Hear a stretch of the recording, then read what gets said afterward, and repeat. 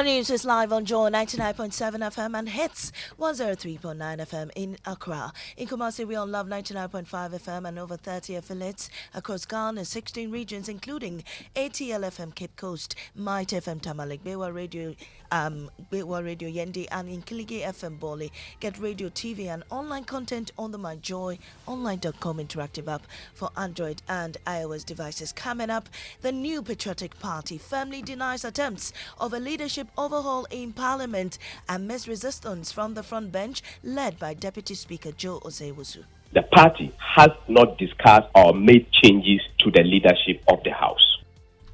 Also, Electricity Company of Ghana and Free Senior High School Secretariat lock horns over unpaid school bills, which led to an earlier disconnection to Accra Academy. The last time any payment was made on that account was in June. The whole bill from the entire country, from the schools, is not even up to that quantum of money they are quoting.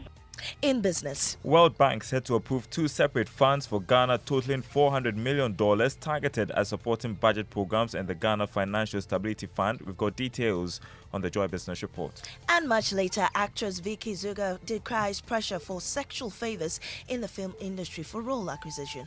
After work, there's traffic and you have to delay a bit to get home when the traffic goes down, and then you have to do stuff with your stuff, with your... These are more coming up with me, Mamiesi Nyamicha Thompson. Please stay for details. Now, this morning, the new Patriotic Party has emphatically denied a potential shake-up in its parliamentary leadership. The dismissal comes in the wake of mounting speculation, which was met with a decisive response from the front bench led by Deputy Speaker Joe Osei-Wusu. Addressing the issue head-on, Mr. Osei-Wusu emphasized the commitment to maintaining the leadership and stability within their ranks. He categorically refuted a leadership overhaul, emphasizing a unified front in navigating the nation's legislative affairs in Parliament. The caucus, the Majority Caucus, has not made any changes in its leadership. The Majority Caucus has not contemplated making any changes to its leadership, and that we tell the whole world, Ghana, to ignore any such publication. They want to assure you that we have confidence in the leadership as they are, and the status quo shall remain. Well, shortly after, the party has also quashed attempts of implementing a shake-up in Parliament. Here's Deputy General Secretary of the NPP, Haruna Mohammed. The party has not discussed or made changes to the leadership of the House. Is there an intention to make changes? The party has not made any changes. There can only be an intention if the leadership discuss that, and the parliamentary leader will be part, and some members of parliament elected by the parliamentary group will also be part. But this is a matter that has not been discussed and decision taken, and it will be very difficult to say if there is intention. Well, a member of the NPP caucus in Parliament, Andy Apiakubi, admits the issue was part of a lineup to be considered at the NEC meeting held earlier, but it was eventually dropped. At the time that we went through the agenda for the meeting, it was supposed to be the fifth item, but we were told by the General Secretary that although it was present on the agenda, there was indication that the leadership of the party wanted that agenda dropped, and we were informed that it has been dropped and that it won't be discussed at all. Because of the publication on social media, Deputy Speaker wanted to take advantage of the situation to explain. I guess he was speaking to the person who put that on the agenda in the first place. He wanted to provide information to the general public. Well, our parliamentary correspondent, Kwekwa Santi, caught up with the Majority Leader, Osei Mensah-Bonsu, to ask him about the rumors of his possible removal. Listen to his response. Leader, he has not been... Leader, this is Kwekwa Santi, Joy FM. There are claims that you are being schemed to be removed as Majority Leader. Do you have any response to that? No comment. And that was the response of Majority Leader Osei Mensah-Bonsu in Parliament. We stay a while longer than Transport Minister Kweku Ofori-Esiama reveals ongoing negotiations between the Ghana Civil Aviation Authority and Delta Airlines to replace aircraft service in the Accra route, responding to numerous complaints from Ghanaian travellers citing concerns over the airline's service quality and reports of dilapidated train planes. I beg your pardon. The minister disclosed to Parliament that a recent emergency landing of a Delta airline flight from Accra to New York in Portugal was prompted by an oxygen leak on board. Delta option to utilize the Boeing 767-300 on the Accra route was cautioned when their flight diverted back to Accra on August 1st, 2022 due to a technical problem, which was adjudged by GCAA as will occur on that particular route. Mr. Speaker, fortunately for us, Delta changed that particular 767. The said aircraft, that the Boeing 737, was subsequently banned by GCAA from being used on Accra route.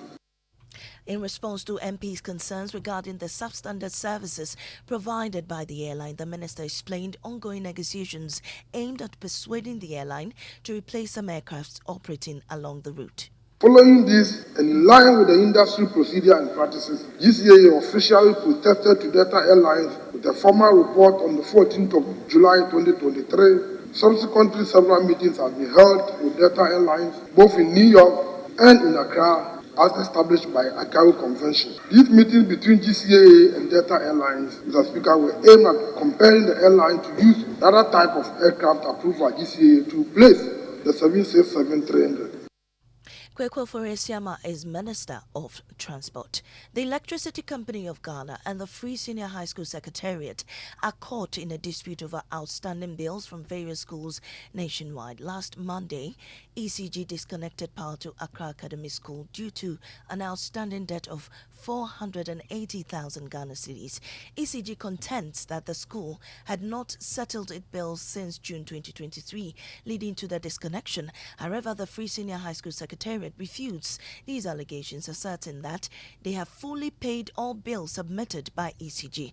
We'll hear from them, but first, listen to Leila Abubakar, ECG's External Communications Director. The docket that we had yesterday had Accra Academy written on it. The last time any payment was made on that account was last year in June. But it is not only Accra Academy, I can say that for a fact. We received a check today. So if he says he does not owe us or they do not owe us anything, the way our system is set up is every meter has an account number and an account name. It doesn't come as Ghana SHS schools altogether. But Deputy Coordinator of the Free Senior High School Secretariat, Nana Afrasika, disputes these allegations made by the Electricity Company of Ghana. The whole bill from the entire country, from the schools, is not even up to that quantum of money they are quoting. The last bill, the last bill they kept from state was around 500,000. Like for the entire country, they have to credit the school as to the number of lights they exhausted for the whole term. So every quarter, a bill is submitted to the Secretariat and we send it to the appropriate quarters for payment. Even the last quarter bills have not been submitted to us, so we don't even know the amount we are owing. When it comes, we pay our bills. Meanwhile, the Ministry of Education has backed the position of the Free Senior High School Secretariat. Kwesi Kwarteng is spokesperson for the ministry.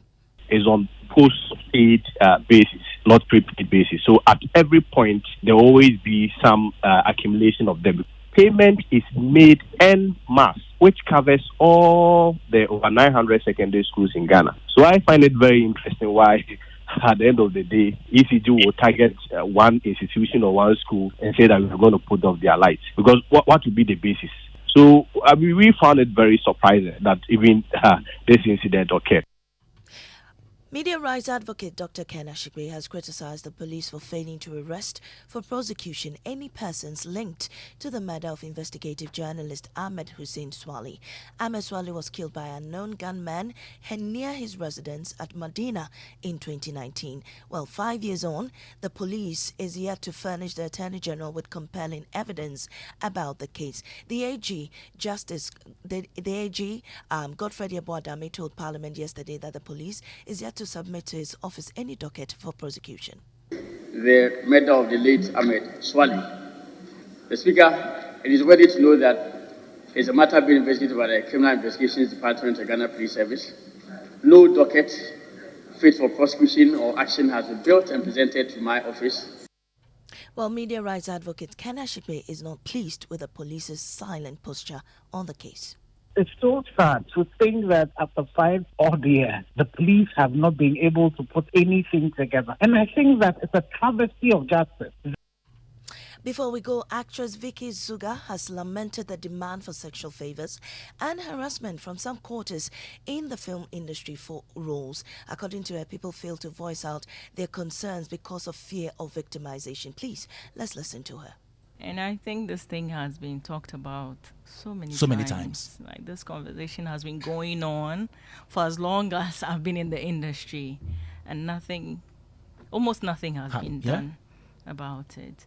This part of the world, when you're this vocal, they think that you're not wife material. So if you're a woman who is hoping to get married one day, or who is aspiring to be maybe a politician or a known public figure, then you don't need to say these things on air or expose yourself like this, because you'll be blacklisted. And that was actress Vicky Suga, bringing us to the end of the bulletin. I am Amisi Nyamiche Thompson. Business is next on the Super Morning Show.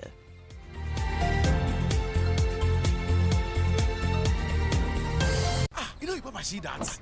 And it's rickety car. Hey, Papa! Bobo, so how's your engine now? It is half man, half amazing. Thanks to Quartz and you can feel better energy. Can't touch this. Actually, guys, so Sancho's engine just died like that? Yes, so somebody managed to convince him that there is a better engine oil than Quartz, and he switched. Sancho Panzapa. Now, which engine oil can be better than Quartz? No other, my guy. Quartz with its age-resistant technology, it keeps your engine younger for longer. Now you know. Have you guys seen the new bottle design? It's superb. Quartz 9000 from Total Energies there improves fuel efficiency. Why do you think Mr. Mane and Logoso have taken the Quartz Nation movement World Cup like that? Sorry. Chairman Omani. Chairman. Hey, Chairman! Quartz. Keep your engine younger for longer.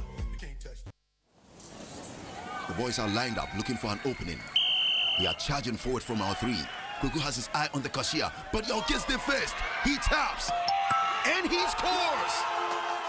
Win your ticket to glory with the ABSA Card Assist. Tap to pay with your ABSA debit or credit card, and you could win an unforgettable Premier League experience in the UK, or any of over 50 consolation prizes such as home appliances and shopping vouchers. It's time to tap your way to the Premier League with your ABSA card. ABSA, the official banking partner of the Premier League. Terms and conditions apply.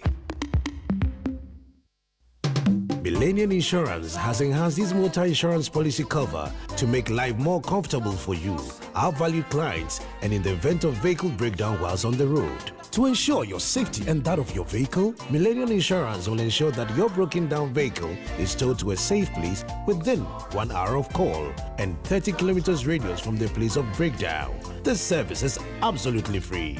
Millennium Insurance, your trustworthy partner, is on standby to be of service to you.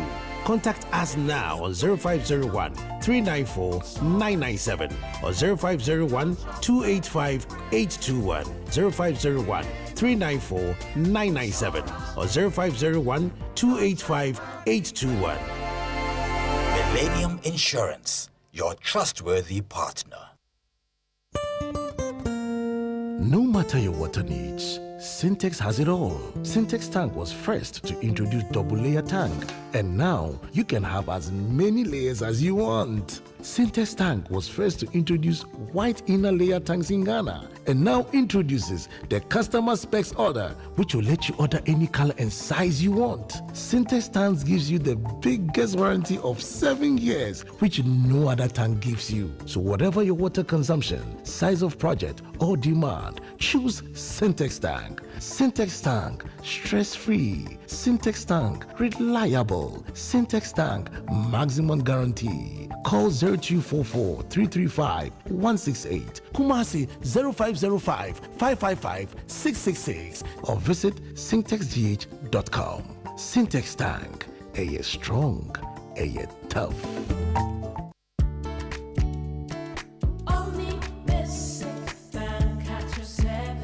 We've got what you need for your business and family. Whatever you need, you can call on us. Only Basic Bank.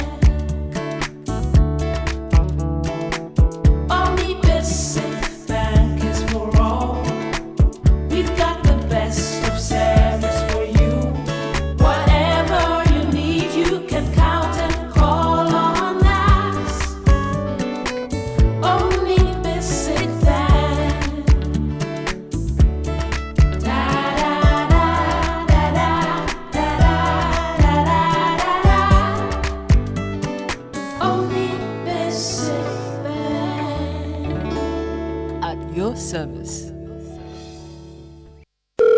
Hello? Yeah, Kofi. Charlie, we spoke about going to Imperial for our motor insurance today. Share. Are you the one to remind me? I am at Imperial already. What? I told you about their motor insurance promo, right? Yeah. This time it is reloaded, my brother. Wow. Imperial General is saying, come insure with them from now till the end of April and get yourself handsome rewards. 4 coupons, special souvenirs, gift vouchers, and many, many more. And here's the catch. During this reward period, your motor insurance policy will give you an automatic 1-year life insurance cover, my brother. And now you can also get brand new tires and other car accessories as well. It is really reloaded. Everybody qualifies. Just insure your car and you are done. Hey, Charlie, I hear I can even do it online and still get my reward. Oh yes, don't slow. Talk to your broker, agent, or call us on 0577 667 436 for further details. You can also follow us on all our socials. T's and C's apply. Imperial General Assurance. Solid protection. Yeah.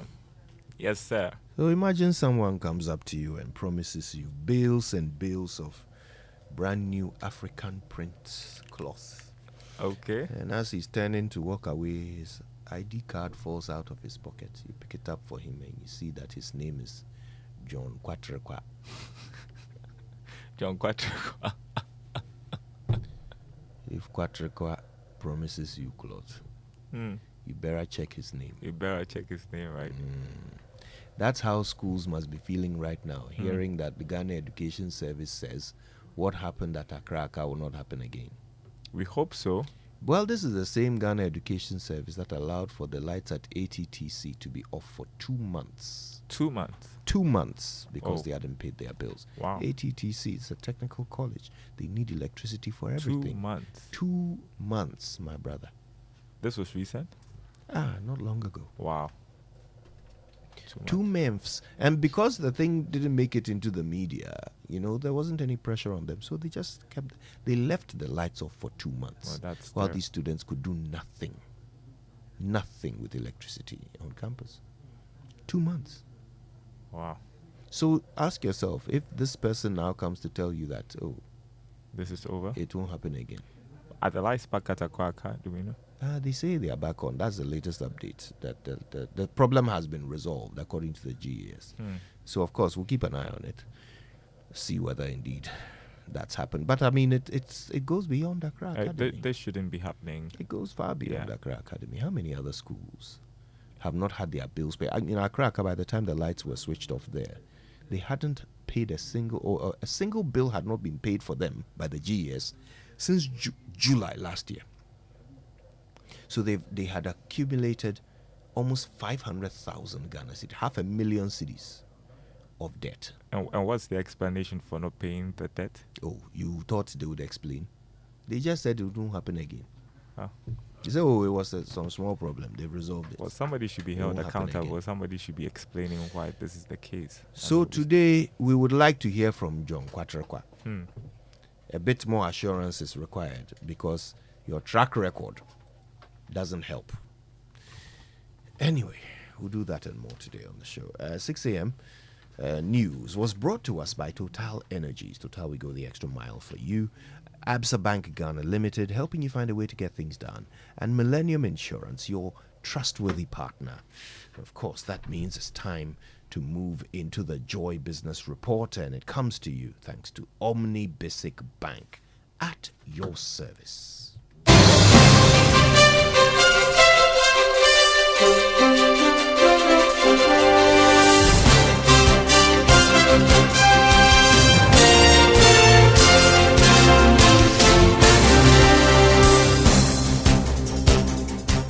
Hi, welcome to the Joy Business Report. Coming up, World Bank set to approve 2 separate funds for Ghana totaling $400 million targeted at supporting budget programs and the Ghana Financial Stability Fund. Also coming up, Chief Executive Officer of Cocoa Board decries negative impact of smuggling of cocoa beans on its financial position. Plus, ECOWAS Commission expects Ghanaian traders and other West African nationals to freely move their goods and services within the economic zone despite exit of some member countries from the Commission. Details coming up.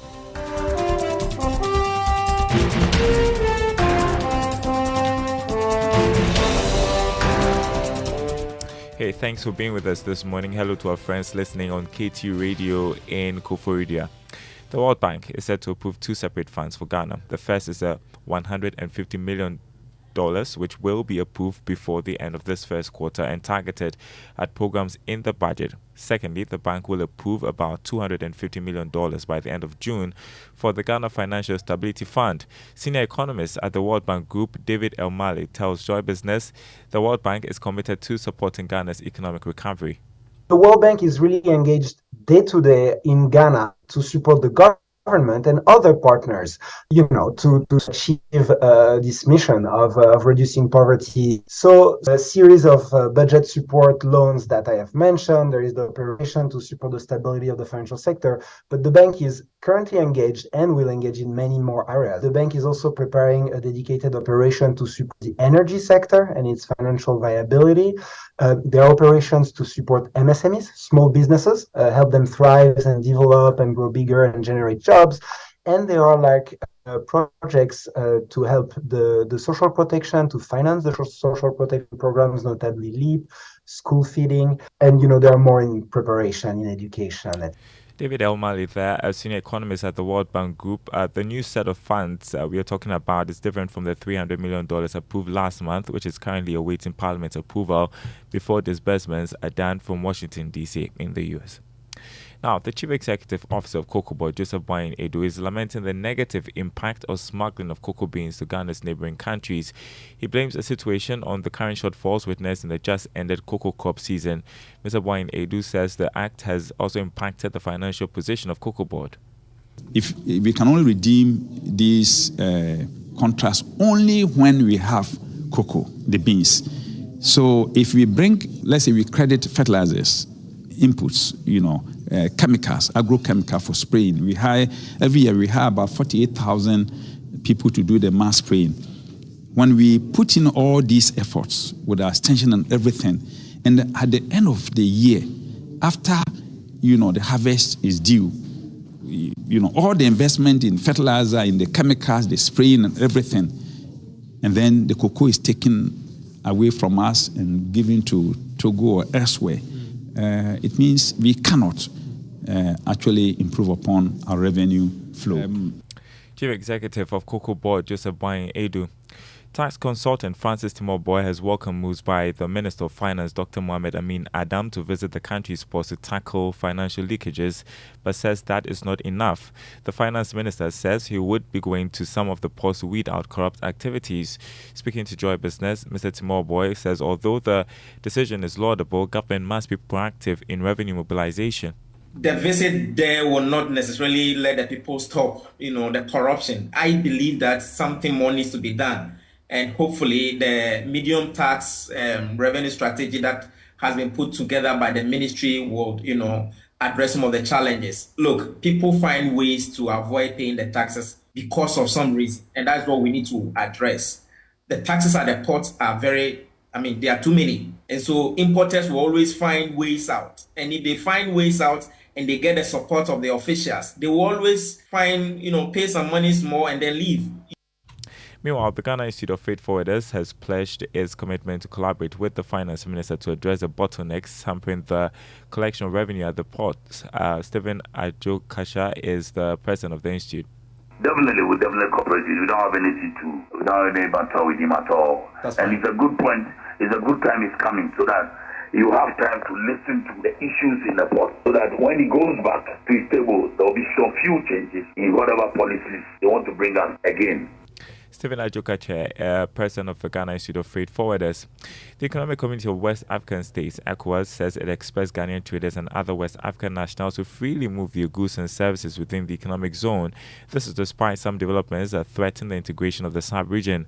Mali, Burkina Faso, and Niger have announced their exit from ECOWAS with immediate effect, raising concerns by groups such as the Ghana Union of Traders Association that importation from these zones will be in jeopardy. Speaking with Blaise Suga on Connect Africa, President of ECOWAS Commission Omar Aliou Toure said citizens of ECOWAS should not be denied the opportunities within the integrated region.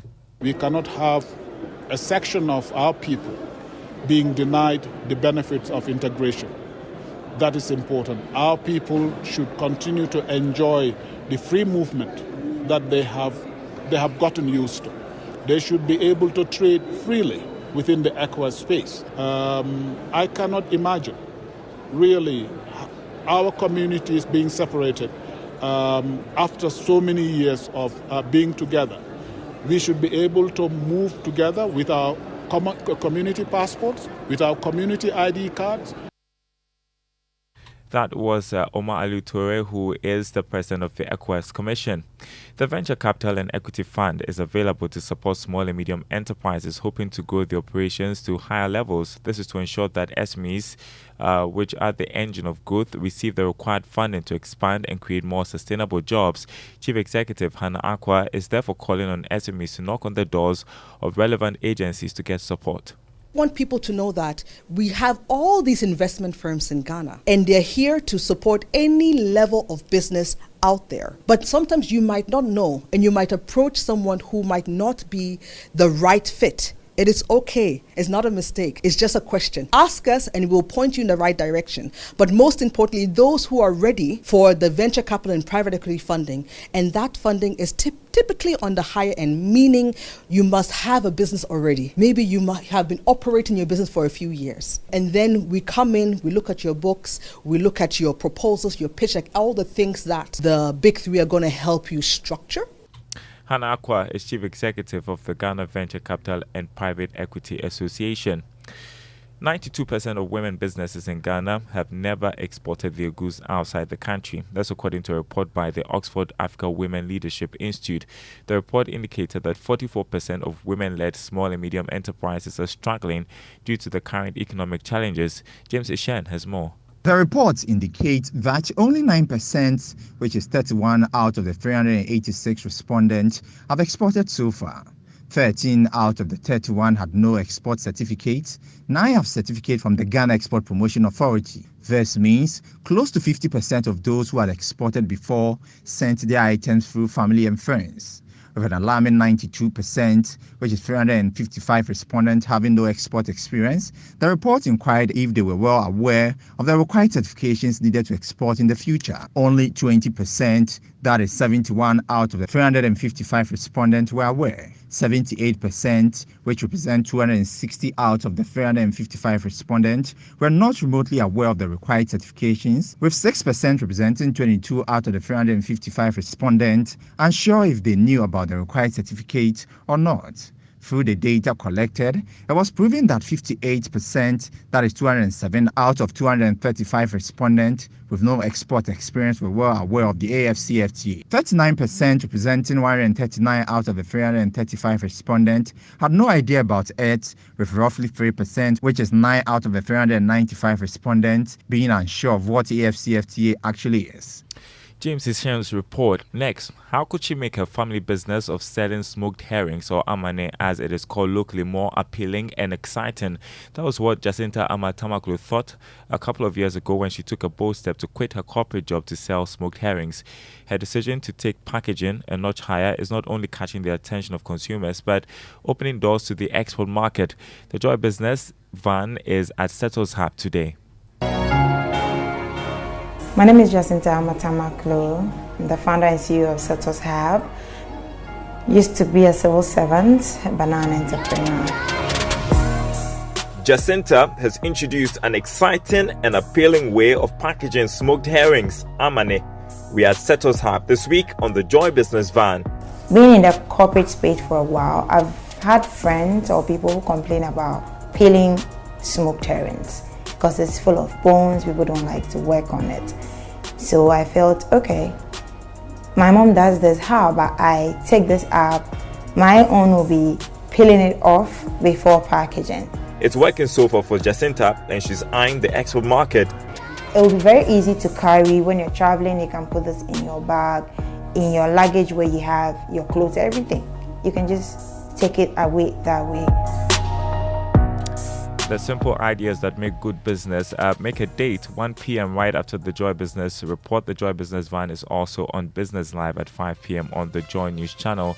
Let's check the markets as we conclude this morning. On the currency market, the dollar going for 12 cedis 63 pesos. That's on the retail market. The pound going for 15 cedis 75 pesos. The euro going for 13 cedis 40 pesos.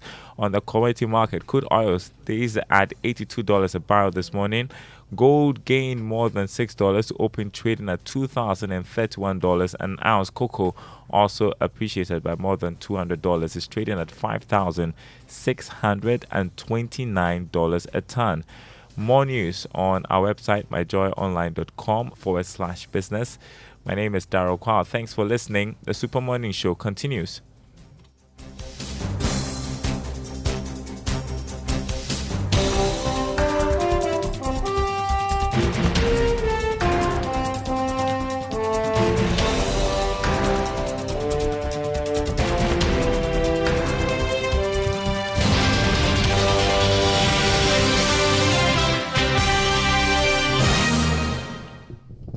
Maverick City, always a winner, right?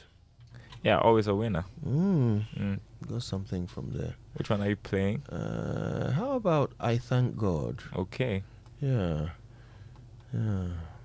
We thank God for your designer. You like this? You like it? Mbura says you look like you're coming from New York City. In New York, what? City. Are you in New York, Alexa? So this is made by Black ID. Okay. Yeah, you can find him on social media. Black ID. Great guy. The designer is called Ken. Well, I like the way you're taking it easy this year. Is it because it's an election year? No stress. Yeah, Charlie. We'll save the suits. We'll save the suits for the suitable occasions, right?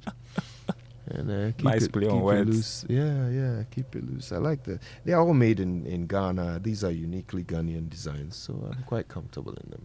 Okay. Ghana month is also coming, so nice. Mbura, you want to say something? No comment. Don't encourage him. His locally acquired foreign accent. Siri. Don't encourage him. I mean, don't make him think this is a democracy. That's how society collapses. No, not Mbura. All right, let's go. Here it is, Maverick City. I Thank God.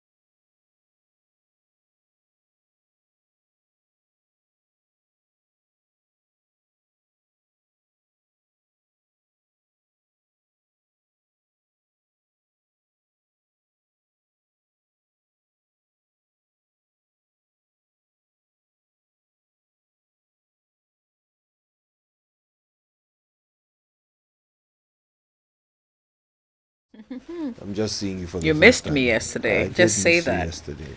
I did. It's great to have you back. All right, let's get to it. Yes, let's get to our Drive Safe campaign brought to us by Joy News and the Multimedia Group and supported by Toyota Superior Quality and Imperial General Assurance Solid Protection. So our tip for today says focus on the task at hand. Defensive driving is all about being focused on the task at hand, which is driving safely. When you're behind the wheel, the main focus must always be what's going on the road. Keep the radio volume low and don't let passengers distract you. A defensive driver is always assessing their surroundings for potential hazards and keeping their attention on weather and road conditions to monitor any changes. All right.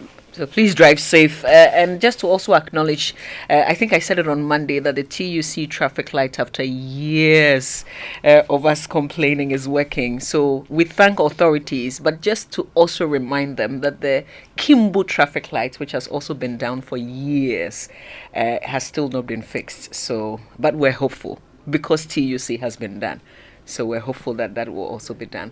Let's learn how to say it right now, which is brought to us by Kingdom Books. At Kingdom, quality and affordability are their hallmarks. Also, Societe Generale Ghana. The future is you. Must be done. You say either, I say.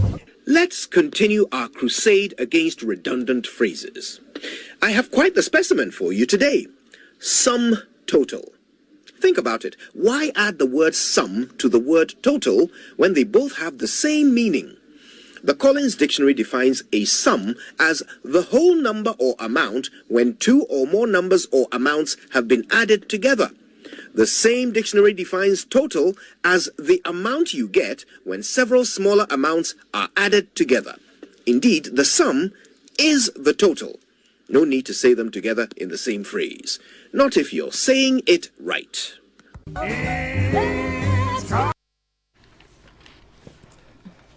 Okay, so you know how to say it right.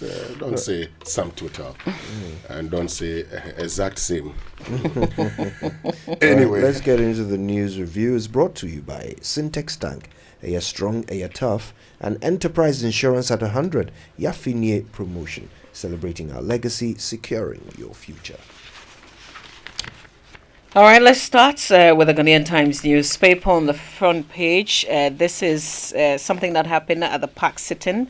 Ghana loses 150,000 tons of cocoa through smuggling. That's according to the Cocoa Board boss, Joseph Boahen Adu. Hastened process to review Civil Service Act 1993. That's Civil Service heard to government. And no changes to our leadership. Majority Caucus dismisses claim.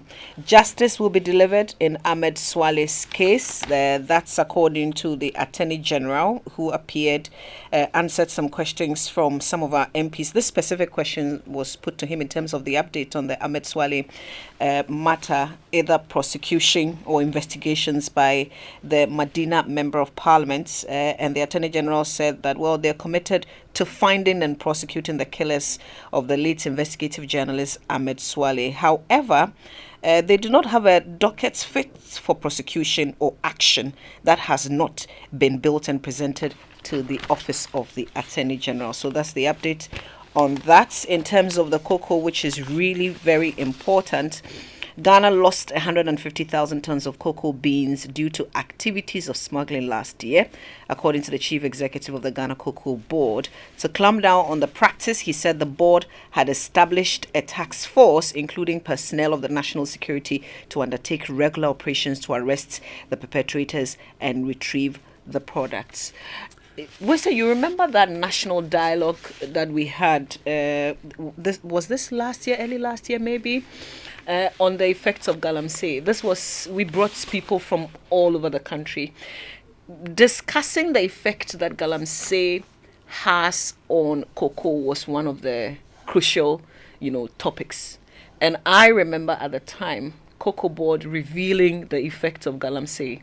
People even selling their farms willingly so that galamseyers could use it for their illegal activities. Exactly. And, this point about smuggling, look, consistently we've talked about smuggling. For me, part of the problem is why do people smuggle these cocoa? Why do people take it to La Côte d'Ivoire? Is it because they have better price? Yes. 2, is it also because some of these communities are very close to La Côte d'Ivoire and it's better doing business with La Côte d'Ivoire than waiting for the LBCs? Cocoa Board should know these things. And you see, this is it. When you have an institution whose job is to buy cocoa, sell it, I mean, globally, make profit, making losses, they determine how much they want to give you. Okay, they determine how much they want to give you. And it's not as if the price of cocoa on the world market is going down. It's actually going up. But they determine how much they're going to be paying farmers. They're telling us now that the prices will go up next time. And yet they make losses. It tells you one thing. This is because we take people to places who think that it is just a reward for what they have done in the past for their political parties.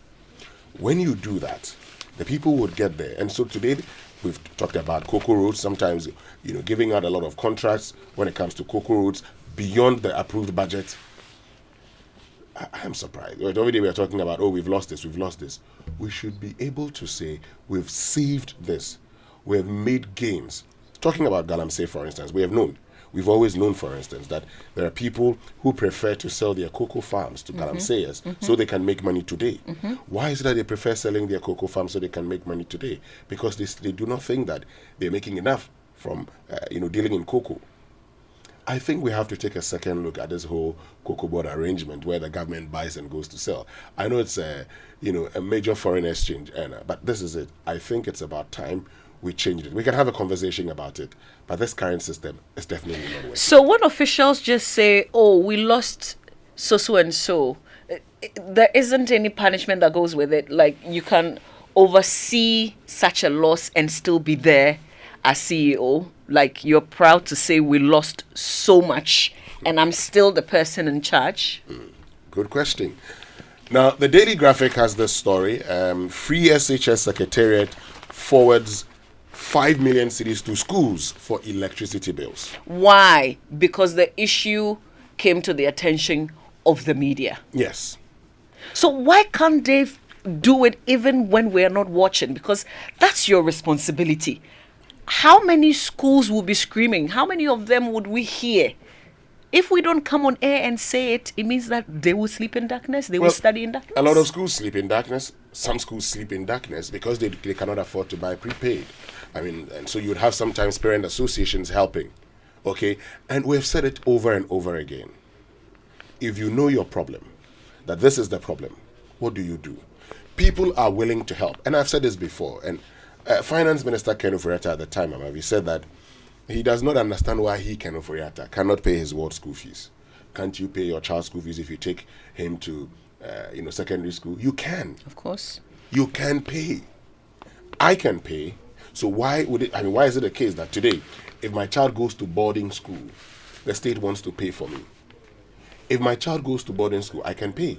So let me pay. For those who cannot pay, let's give them scholarships. I am not saying, so don't, help people, but for those who cannot pay, give them scholarship. Let them go to boarding school. You can start by saying, let, day school be free. That's it. It is free. Why do you want to, take the boarding fees? It is obvious today. Look, now the headmasters, what they are doing is that they let the students speak. So you had the Wesley girls senior prefect saying that some of them actually sleep on the floor. Yeah. Some of them. Yeah. When I was in secondary school, there were, the total population of Burnley School was around 1,200. That 1,200 in the boarding house, we were not up to 1,000. Okay? Today, go there and see. They can't even in the dining hall. They are crowded. They are crowded in the dining hall. Don't forget that parents are also given monies to supplement what is being given to their children. Some of my friends took their children to Marley School just last year. One of them, his mother is in Ho, and she's had to consistently, in fact, every day, she goes to give them food. I am saying, every day. I'm not surprised. Every day, She goes there to give them food. And we're saying, oh, why don't you allow your, grandchild to go through that? She said, the food is not good. Mm-hmm. I mean, you were in Mali school. I didn't bring you food every day because I knew that the food you had then was better than what it is today. I take food to this boy every day because the food is bad. Yeah. When the woman came to Accra, my friends have had to contract somebody to be cooking every weekend and will send it to these boys. I have said it before that there are parents that will go to Presec on weekends just to give food to their children. They will get into the vehicles and eat. In other schools outside Accra, check the old school platforms. They are raising, some are contributing at least 500 Ghana cedis every month to the schools. Otherwise, they said they will be eating oligari every day.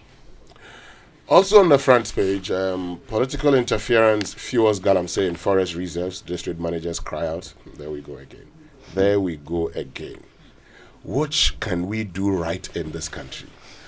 Ghana pushes towards late fertility. Graphic Zoom Lion clean campaign and it says that regions brace for sanitation competition. So an initiative to rank all 16 regions on how clean the air has been launched in the Volta region. And so it says to win the competition, a region has to pass an inspection of surroundings by an environmental team. But there's also a story on page 26 of the Daily Graphic, I think 28, one that caught my attention. Exodus of nurses scary. So the former chief of staff, Prosper Bani, he was at the first graduation ceremony of Margaret Marquardt Catholic Nursing Training College in Bando over the weekend, and he's urged government to adopt stringent measures to curb the alarming exodus of nurses from the country. Okay, that's it. He also talks about the fact that it took the state a lot of money and resources to train these nurses, and so when they're done, they should serve. It is true, but of course, and that's why I like the fact that he says government should put in measures, because if you say I need to serve, first of all, where is today people finish schools, they can't get jobs, they have to wait and be posted.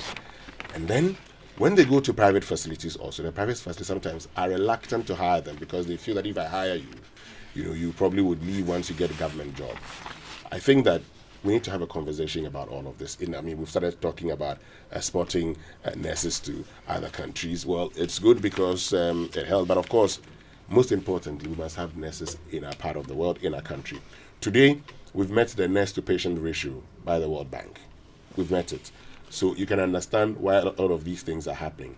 But of course, we still will need more. That is just the minimum, okay? That's just the basic thing that you need to do.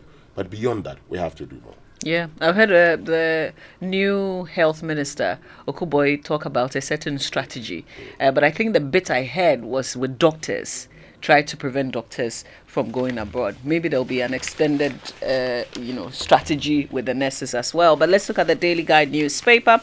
On the front page, CBG Kasapreko raised 600 million Ghana cedis on stock markets. This is somehow new. Consolidated Bank Ghana on Monday listed the first series of 600 million Ghana cedis notes for Kasapreko PLC on the Ghana Stock Exchange under the Ghana Fixed Income Markets. And the managing director of Kasapreko, Richard Ajay, is optimistic that the innovative financing source will bolster their operations. He's talked about the fact that 150 million Ghana cedis would expand its production capacity and enhance its trade after having already exported to Kenya and South Africa. The issue of the majority boiling over leadership also on the front page of the paper. Witnesses couldn't identify suspect in Ahmed Swale's murder, according to the AG. 1,010 rural telephony sites constructed. That's according to the communications minister, and agric infrastructure key to food security, according to the agric minister, Brian Echampong. And that's true. But this whole thing about the majority in parliament. Now, I first of all do not understand why Joe Aseusu would address the press and say there are no plans to change leadership.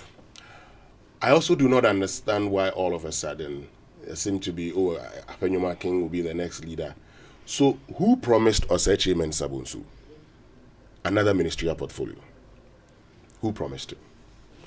And why has he not been giving that portfolio? Today we've heard that he was probably penciled to be foreign minister. But is he also not playing a certain manifesto role in the Baumia campaign? Well, I was thinking that perhaps that's why they would want to relieve him of his duties as Majority Leader of Parliament. Because he's in charge of manifesto, he should not be. The manifesto is just a one-off thing. You would write it and that's it. You would agree, sit down, and move on. Okay? You would agree, sit down, and move on. So, what's this whole thing about manifesto? And so because of that, he must be changed. If they want to change. And yesterday, Kwekwa Asante, when he spoke to him, he said, but was he promised a ministerial appointment? He's still minister in charge of... Listen to Majority Leader. This is Kwekwa Asante, Joy FM. There are claims that you are being schemed to be removed as Majority Leader. Do you have any response to that? No comment. That's quite a response there. No comment. I'll bet several months' salary that was not Oseche Mensah laughing. No. But he talks about no comment. Omonkosu, no comment. But you see, Omonkosu, is it the rumors or the people scheming? The people scheming. Well, the president has consistently, what I'm learning is that the president has always told the majority bench that unless Oseche Mensah says he doesn't want to be leader, he won't change him. Now, is it just left to the president to take that decision? I'm not sure. I am not sure. And so does the party want to take that decision? Well, we're told that it came up, but a decision was not taken on it. In fact, I understand it wasn't even discussed. Yeah, but it came up. It wasn't discussed, but it came up. But why did it come up? I am learning that Oseche Mensah who was promised another ministerial position, Foreign Affairs Ministry. Now that Shirley Ayako wants to be Secretary General of the Commonwealth, would she, be reshuffled to make way for Oseche Mensah? She's still Foreign Affairs Minister. It helps in her bid, doesn't it? Anyway. Let's go for the online news review. Which is brought to you by Zenith Bank in your best interest and Goyle Good Energy. And navigating through the hurdles of an SME can be stressful and sometimes risky. But what is life without risks? And a business owner without the Zenith SME Business Card? Well, the Zenith SME Business Card is a Visa debit card tailor-made for SMEs for secure payments for goods and services. As a Zenith SME Business Card holder, you have access to business services at discounted rates, also Visa practical training skills, 24/7 access to funds, and much, much more. Your business deserves to be taken to the next level. So unlock the potential of your business today with the Zenith SME Business Card. For more information about the Zenith SME Business Card, please call Zenith Direct on 0302 680 884 or 0307 086 370 or visit zenithbank.com.gh. Zenith Bank, in your best interests. Okay, I think we can go for the BBC News now. Which is brought to us by Fidelity Bank, believe with us, and Old Mutual, 10 years of greatness in Ghana, here for a lifetime. For decades, we have helped businesses connect with their trade partners all over the globe. From Ghana to Burkina Faso, Côte d'Ivoire, Benin, Togo, Senegal, China, Morocco, France, Netherlands, and many other countries. We have made it possible to bring Ghana to the world. We have brought small and medium businesses closer to their customers across the regions in Ghana with our SME support facilities. We have brought relief and smiles to the faces of families with our employee personal loans.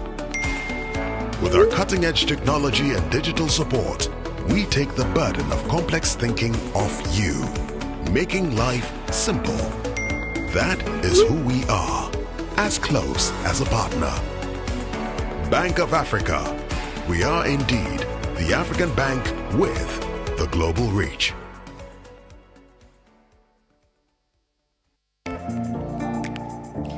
Dive into a new era of news consumption with myjoyonline.com, your go-to destination for cutting-edge journalism, giving you the most credible stories from business to politics and from sports to entertainment. Myjoyonline.com introduces an upgraded news website meticulously designed to empower you with an enriched browsing experience like never before.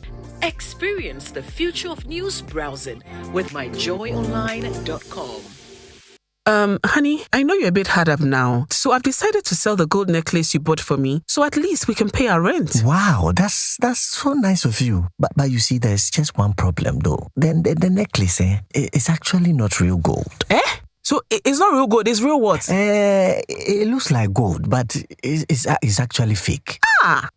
So all this while I've been walking around thinking there's real gold on my neck, not knowing it's galamsey chain. Honey, I'm so sorry. Oh, sorry for yourself. No wonder you're broke. You continue being broke, sir. Don't wait till a rainy day to realize you've been played. Times are hard. Invest right. Invest with iVest, the smart fixed-term investment account from Isway that gives you real value. iVest, real returns for real people. Call Isway now on 0302 208 222 or text iVest to 4993 to get started. Isway, your trusted financial solutions partner. Isway is a member of the Ghana Deposit Protection Corporation. It's a century of safeguarding dreams with Enterprise Insurance.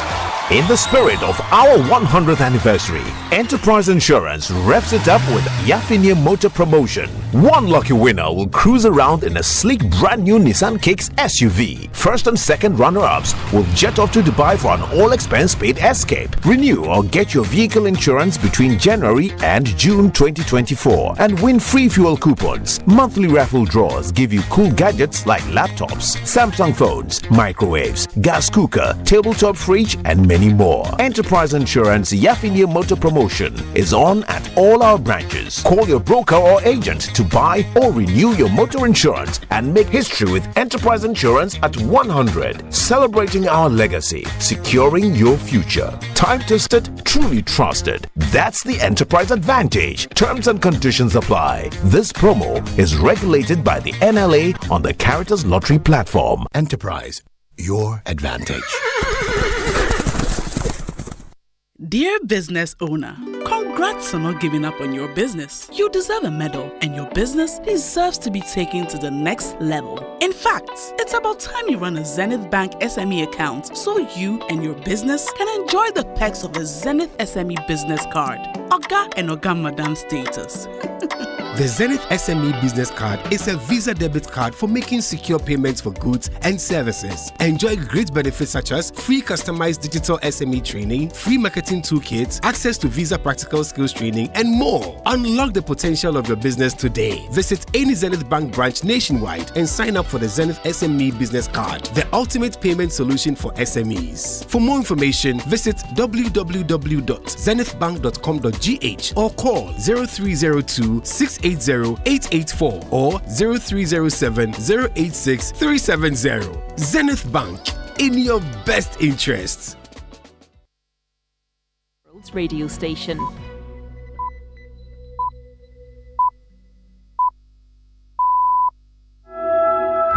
Hello and welcome to Newsday on the BBC World Service with Beverly Ocheng and James Copnell.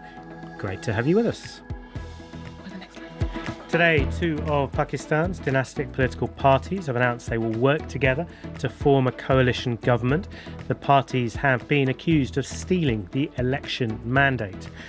As we head towards the second year of war in Ukraine, we hear from those who are documenting the war crimes and human rights abuses in this conflict. We're also going to look at why Polish farmers are opposing the importation of Ukrainian grain. We have business and sports too. And how the widow of assassinated Haitian president has been one of the dozens indicted over his death. That's after the latest world news.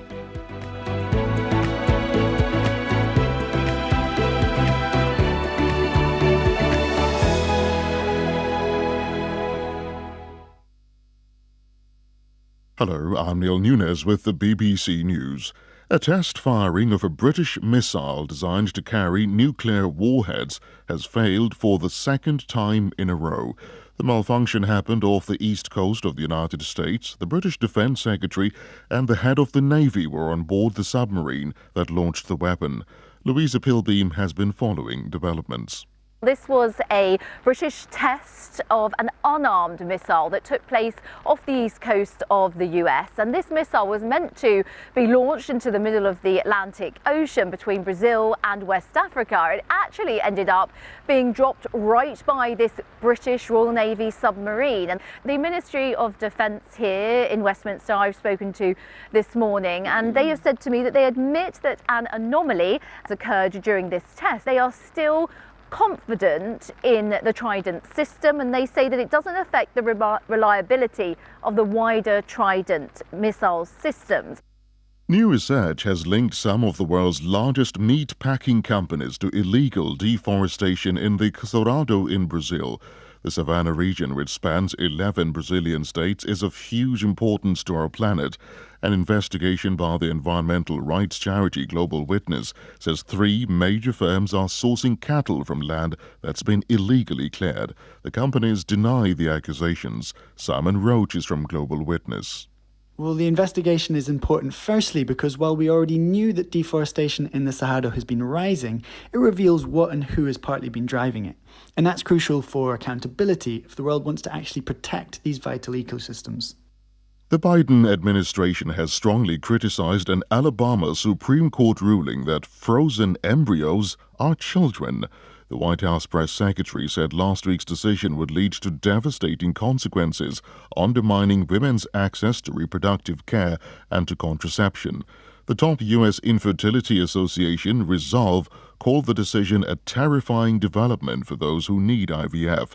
The governor of Alabama, Kay Ivey, gave reporters her reaction. As I've said many times, we foster the culture of life and protect the sanctity of life.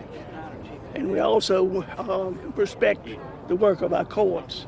And though I hadn't read all 150 pages of their ruling, we respect their work, and I'm sure there'll be more discussions on this topic, and I'll follow that issue very, very closely. The medical charity MSF says Israeli shelling has killed 2 people in a shelter housing its staff and their families in southern Gaza. The attack happened in the Al-Mawasi area. Israel urged people to evacuate to the area at the start of the war. World News from the BBC. Supporters of Pakistan's former Prime Minister Imran Khan have described their political rivals as thieves for agreeing to form a government. After long negotiations, the Pakistan Muslim League and the Pakistan People's Party have reached a deal to set up a coalition. U.S. prosecutors say a longtime FBI informant charged with lying about corruption allegations involving President Biden has high-level Russian intelligence contacts. Alexander Smirnov is accused of falsely telling his handler that bribes were paid to Joe Biden and his son Hunter via a Ukrainian energy firm. Prosecutors wanted Mr. Smirnov to be denied bail, but a judge has ordered his release until his trial. HSBC has announced record-breaking profits for last year. The huge jump is mostly down to higher interest rates, but the bank still didn't meet the expectations of analysts. Here's Nick Marsh. In 2023, HSBC made a pre-tax profit of over $30 billion. That's an increase of nearly 80% on the previous year, in large part thanks to the high interest rates that banks have been enjoying in many parts of the world. Shareholders will now receive their highest annual dividend since 2008, the year of the global financial crisis. But even so, HSBC still didn't do as well as had been forecast. This is due to China's economic downturn, which is where the London-headquartered bank makes most of its money. A member of Parliament in New Zealand has died during a charity run. Efeso Collins was 49. Paramedics in Auckland were unable to revive him after he collapsed. The Green Party MP, who was elected last year, only gave his maiden speech to Parliament. Last week, the Prime Minister said he was shocked and saddened by his death. BBC News. Thanks for that. Great news is here. Batmat is here again. XXL clearance sale. Guaranteed savings. From now till the end of April, the big sale continues. Get discounts of up to 70% off sanitary wares, light tiles, waterproofing, and all other product families. It's the year to get things done. Visit our showroom at the North Industrial Area next to the Winners Chapel, Ghana. Don't miss out. Batmat, welcome home.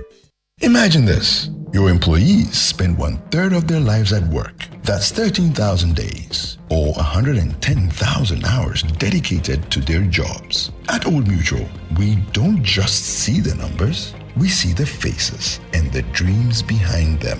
With our tailored group life insurance and pension plans, you can provide your employees with employee benefit schemes that gives them peace of mind for their futures and for their families. Make the choice that shows your commitment to your employees today. Call 0509-551-609 or email corporate services at oldmutual.com.gh. Old Mutual, do great things every day.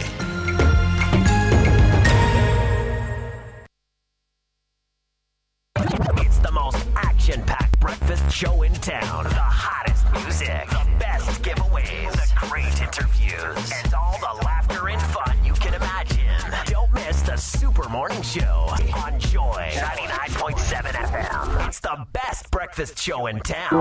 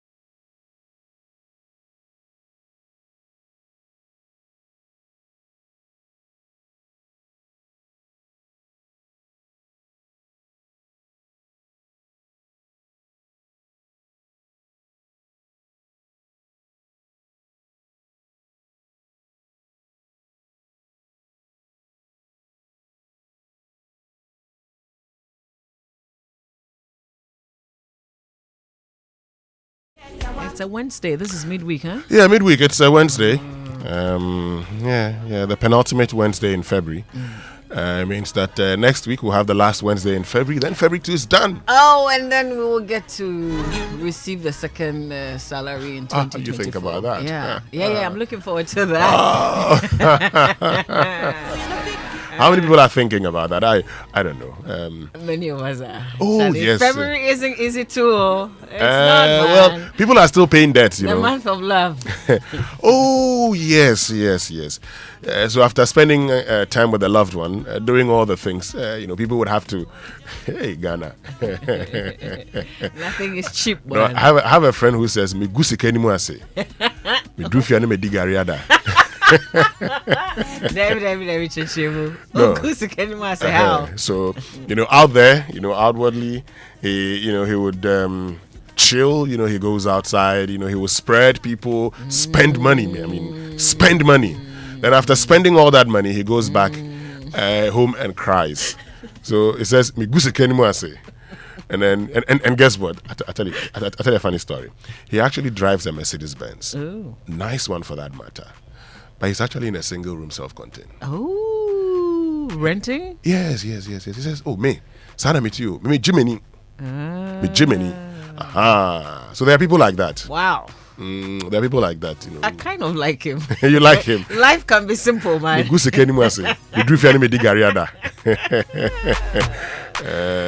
Listen, join us on 0551111997. That's our WhatsApp number. Get interactive with us. Also post on X with the hashtag JoySMS. It's 16 minutes after 7, Super Morning Show on Joy 99.7 FM. But today we're continuing a very important conversation that we began yesterday. We're talking about the schools, particularly the spotlight was on a cracker.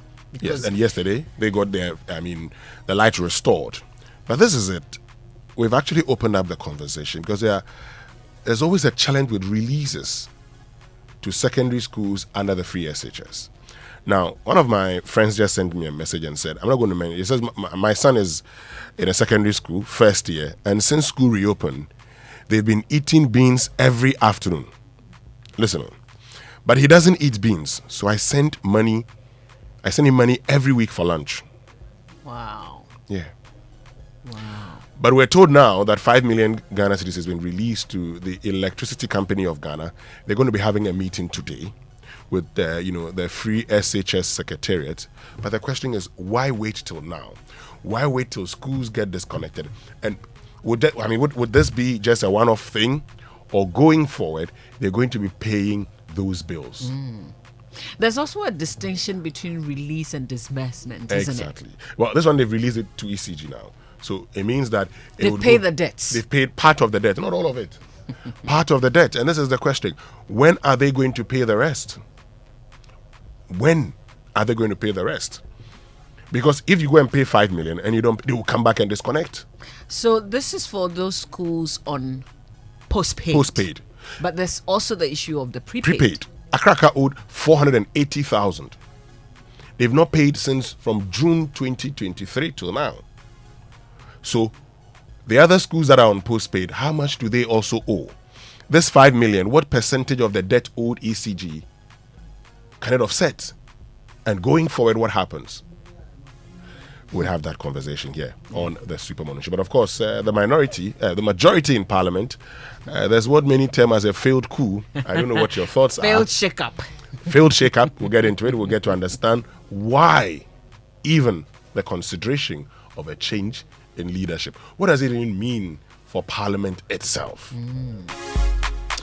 But listen, if you're a Toyota user, this is just for you. Get ready for a revolution. If you want your Toyota engine to function optimally, then there's only one choice, the Toyota Genuine Motor Oil. The Toyota Genuine Motor Oil has been rigorously tested and proven to be the best oil for your Toyota engine, especially crafted to keep your Toyota engine running smoothly and efficiently. The Toyota Genuine Motor Oil is available at all Toyota Ghana branches across the country. Nothing makes your engine happier than Toyota Genuine Motor Oil. For bulk purchases or distribution, contact Toyota Ghana directly on 0302 429 801. And Toyota Ghana Limited is proud to be associated with our Drive Safe campaign here on the Super Morning Show. Toyota, superior quality. Yafini Enterprise Insurance, leader in general insurance since 1924, celebrates 100 years. Anniversary with a Yafini Motor Insurance promotion, and one lucky winner will drive off in a brand new Nissan Kicks SUV. First and second runner-up will jet off to Dubai. All expense paid to win, purchase, or renew your vehicle insurance with Enterprise between now and June 2024. Monthly raffles, draws offers you lovely laptops, TVs, microwaves, fridges, and more. Also win instant free fuel coupons and gifts. Visit any Enterprise Insurance branch or call your broker or agent. Call us directly on 0302 634 777. Experience the time-tested and truly trusted 100 years legacy of Ghana's oldest insurer. Terms and conditions apply. Enterprise, your advantage. Now here's some great news from Batimat. It's the XXL extra large clearance sale, guaranteed savings. All the product in the showroom are up to 70% off from now till the end of April 2024. We're talking 20, 25, 30, 40, 50, up to 70% on several products. Carry out your construction project this year with complete peace of mind. Don't miss this opportunity. It's the year to get things done. Batimat is home for some of the best brands in building solutions, and they're also the leading distributors of Legrand electrical product like distributions, boards and enclosures, switches and sockets, breakers, etc. They also have the best waterproofing solutions and chemicals for your building products. Your building projects, other products include tiles, they've got lights, office furniture, sanitary wares, bathroom accessories, and a whole lot more. Enjoy great discounts on all these items. It's price craziness at Batimat from now till April 30th. 2024. So visit the showrooms at the North Industrial Area next to Winners Chapel, Ghana, close to ECG Avena. Call Batimat on 054 431 4553. Don't miss out. Batimat, welcome home. And as a business owner, insurance is very important. When you have a business, you're not only responsible for your livelihood and goods, but also that of your customers and clients and staff. And SIC Insurance PLC has a full array of insurance policies for your business, which covers property, building, workmen's compensation, key persons, motor, public liability, business interruption, and more. Potentially disastrous situations can be prevented with the right insurance cover. So talk to SIC Insurance today on 0800 100 550 or 0302 823 100, and you'll be glad you did. SIC Insurance, our promises are sacred. Now get the best returns on your investment. Invest with iVest, which is a secured fixed-term investment from Isway that offers so much more with a minimum of 5,000 Ghana cedis over a minimum period of 3 months. Increase your earnings by investing over a maximum period of 12 months. Times are hard, so invest right. Open an iVest account today and invest your way to massive wealth. iVest, real value for real people. Call Isway now on 0596 914 843 or text iVest, IVEST, to 4993 to get started. Isway, your trusted financial solutions partner. Isway is a member of the Ghana Deposit Protection Corporation. And let me tell you about the Imperial Insure and Win promo reloaded. Insure your vehicle with Imperial General Assurance from now till the end of April and get yourself handsome rewards, fuel coupons, special souvenirs, gift vouchers, and many more. And here's the catch. During this reward period, your motor insurance policy will give you an automatic 1-year life insurance cover. You could also get brand new car tires and other car accessories as well. It is really reloaded. Everybody qualifies. Just come insure your vehicle and you're done. Call us today on 0577 667 436 or talk to your broker or any of our agents across the country for further details. You can also follow us on all our social media handles. Terms and conditions apply. Imperial General Assurance, solid protection. And you know, a poorly maintained car engine can age faster. We don't want that to happen to you. So listen to this. Total Energies especially formulated the quartz engine oil, which has got age resistance. Actually actually infused in it the technology, the age resistance technology. So, your engine can be better taken care of. It's actually a breakthrough innovation that ensures optimal performance for your engine and improves protection against mechanical wear by up to 74%, even under extreme temperatures and pressures. Choosing Quartz from Total Energies is choosing the engine oil that keeps your engine running efficiently and effectively. Quartz, keep your engine younger for longer. But you know what I want you to do? I want you to start the new year with easy and secure movement with SG Ghana. Get reliable motor insurance and receive free fuel for your vehicle. Buy or renew your sound drive insurance with SG Ghana from now till the 31st of March and get free fuel or up to 500 cedis for your trips. It's time to hit the road with reliable insurance and free fuel. Visit any SG Ghana branch today and get the cover you need for your car, plus free fuel to take you places. Sun Drive Plan is underwritten by Allianz Insurance. Terms and conditions apply. Societe Generale Ghana. The future is you. And here's one from our favorite bookstore, Kingdom Books and Stationery Limited. You know they're all about convenience, right? So kingdomstoreonline.com is still available for you. Don't physically go into any of their branches. They've made it hassle-free. So just shop kingdomstoreonline.com. Log on any time of the day and just start shopping. They will arrange delivery to your homes and offices within reasonable time. They offer free delivery within Accra and Tema and accept payment via Momo across all networks. Terms and conditions, however, apply. At Kingdom, quality and affordability are their hallmarks. It's 25 minutes after 7. We've got the Sports Center coming up. Also, your birthday messages here on the Super Morning Show. That's all coming up after this. Coffee in your cup and Joy on the set. The Super Morning Show is always the best bet on Joy 99.7 FM. Imagine strutting into the most anticipated wedding of the year.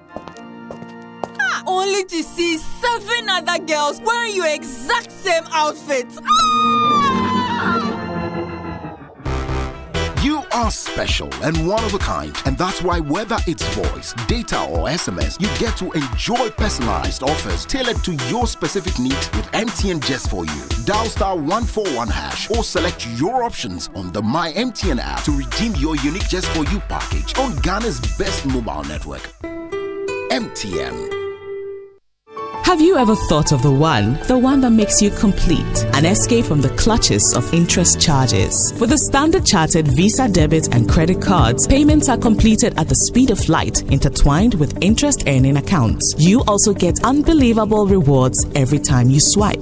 You have access to over 1,200 airport lounges worldwide. High credit limits of up to 100,000 Ghana cedis and up to 50 days interest-free with our credit cards. You also get to enjoy full multi-trip travel insurance for 90 days. Fees discounted at your feet with our globally partnered merchant points. Bills are always settled, not battled. Get the Standard Chartered debit and credit card now. Call toll-free on 0800 740 100 or 0302 740 100 or reach us via email on feedback.ghana@sc.com. Standard Chartered, here for good. And where do you think you're going? To train in the garden. With my broom? Mom, it's a javelin. Oh, really? And that plate? That's not a plate, it's a discus, Mom. We are training to become winners. Well, you know you need lots of energy to become winners. So you both better start your day with Twisco before you go anywhere. Besides its great chocolatey taste, Twisco is enriched with Enerfort, a blend of energy-boosting vitamins and minerals for little winners. Thanks, Mom. Got to keep my little winners in shape. Twisco, power your dreams. This advert is FDA approved. It's the most action-packed breakfast show in town. The hottest music, the best giveaways, the great interviews, and all the laughter and fun you can imagine. Don't miss the Super Morning Show on Joy 99.7 FM. It's the best breakfast show in town.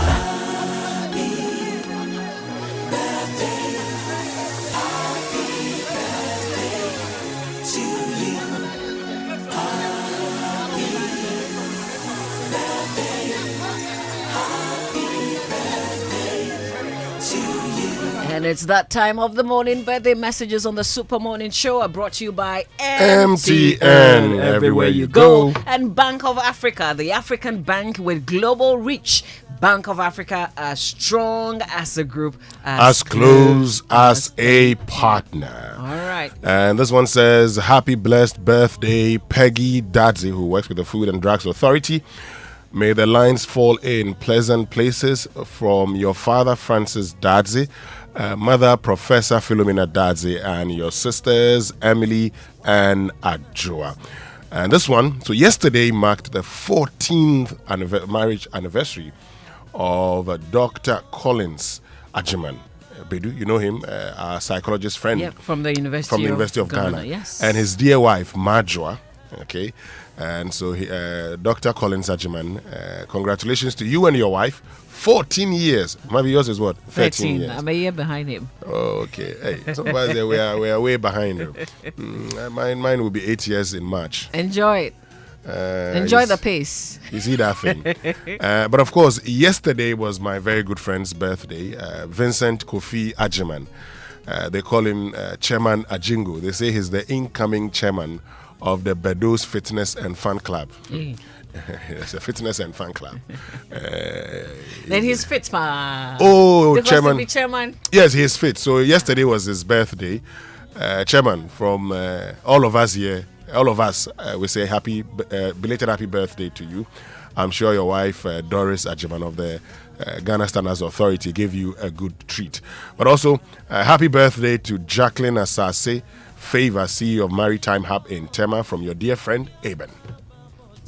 It's your birthday, Mr. Postino Douglas, CEO of Tino Solutions Limited. God bless you in every aspect of your life. It's from Max Fuga on behalf of management and staff of the Multimedia Group. It's also your birthday, Cephas Adanuvo. A very happy birthday to you. Okay, so Cephas is the Assistant Headmaster Academy at KJB Asato Senior High School.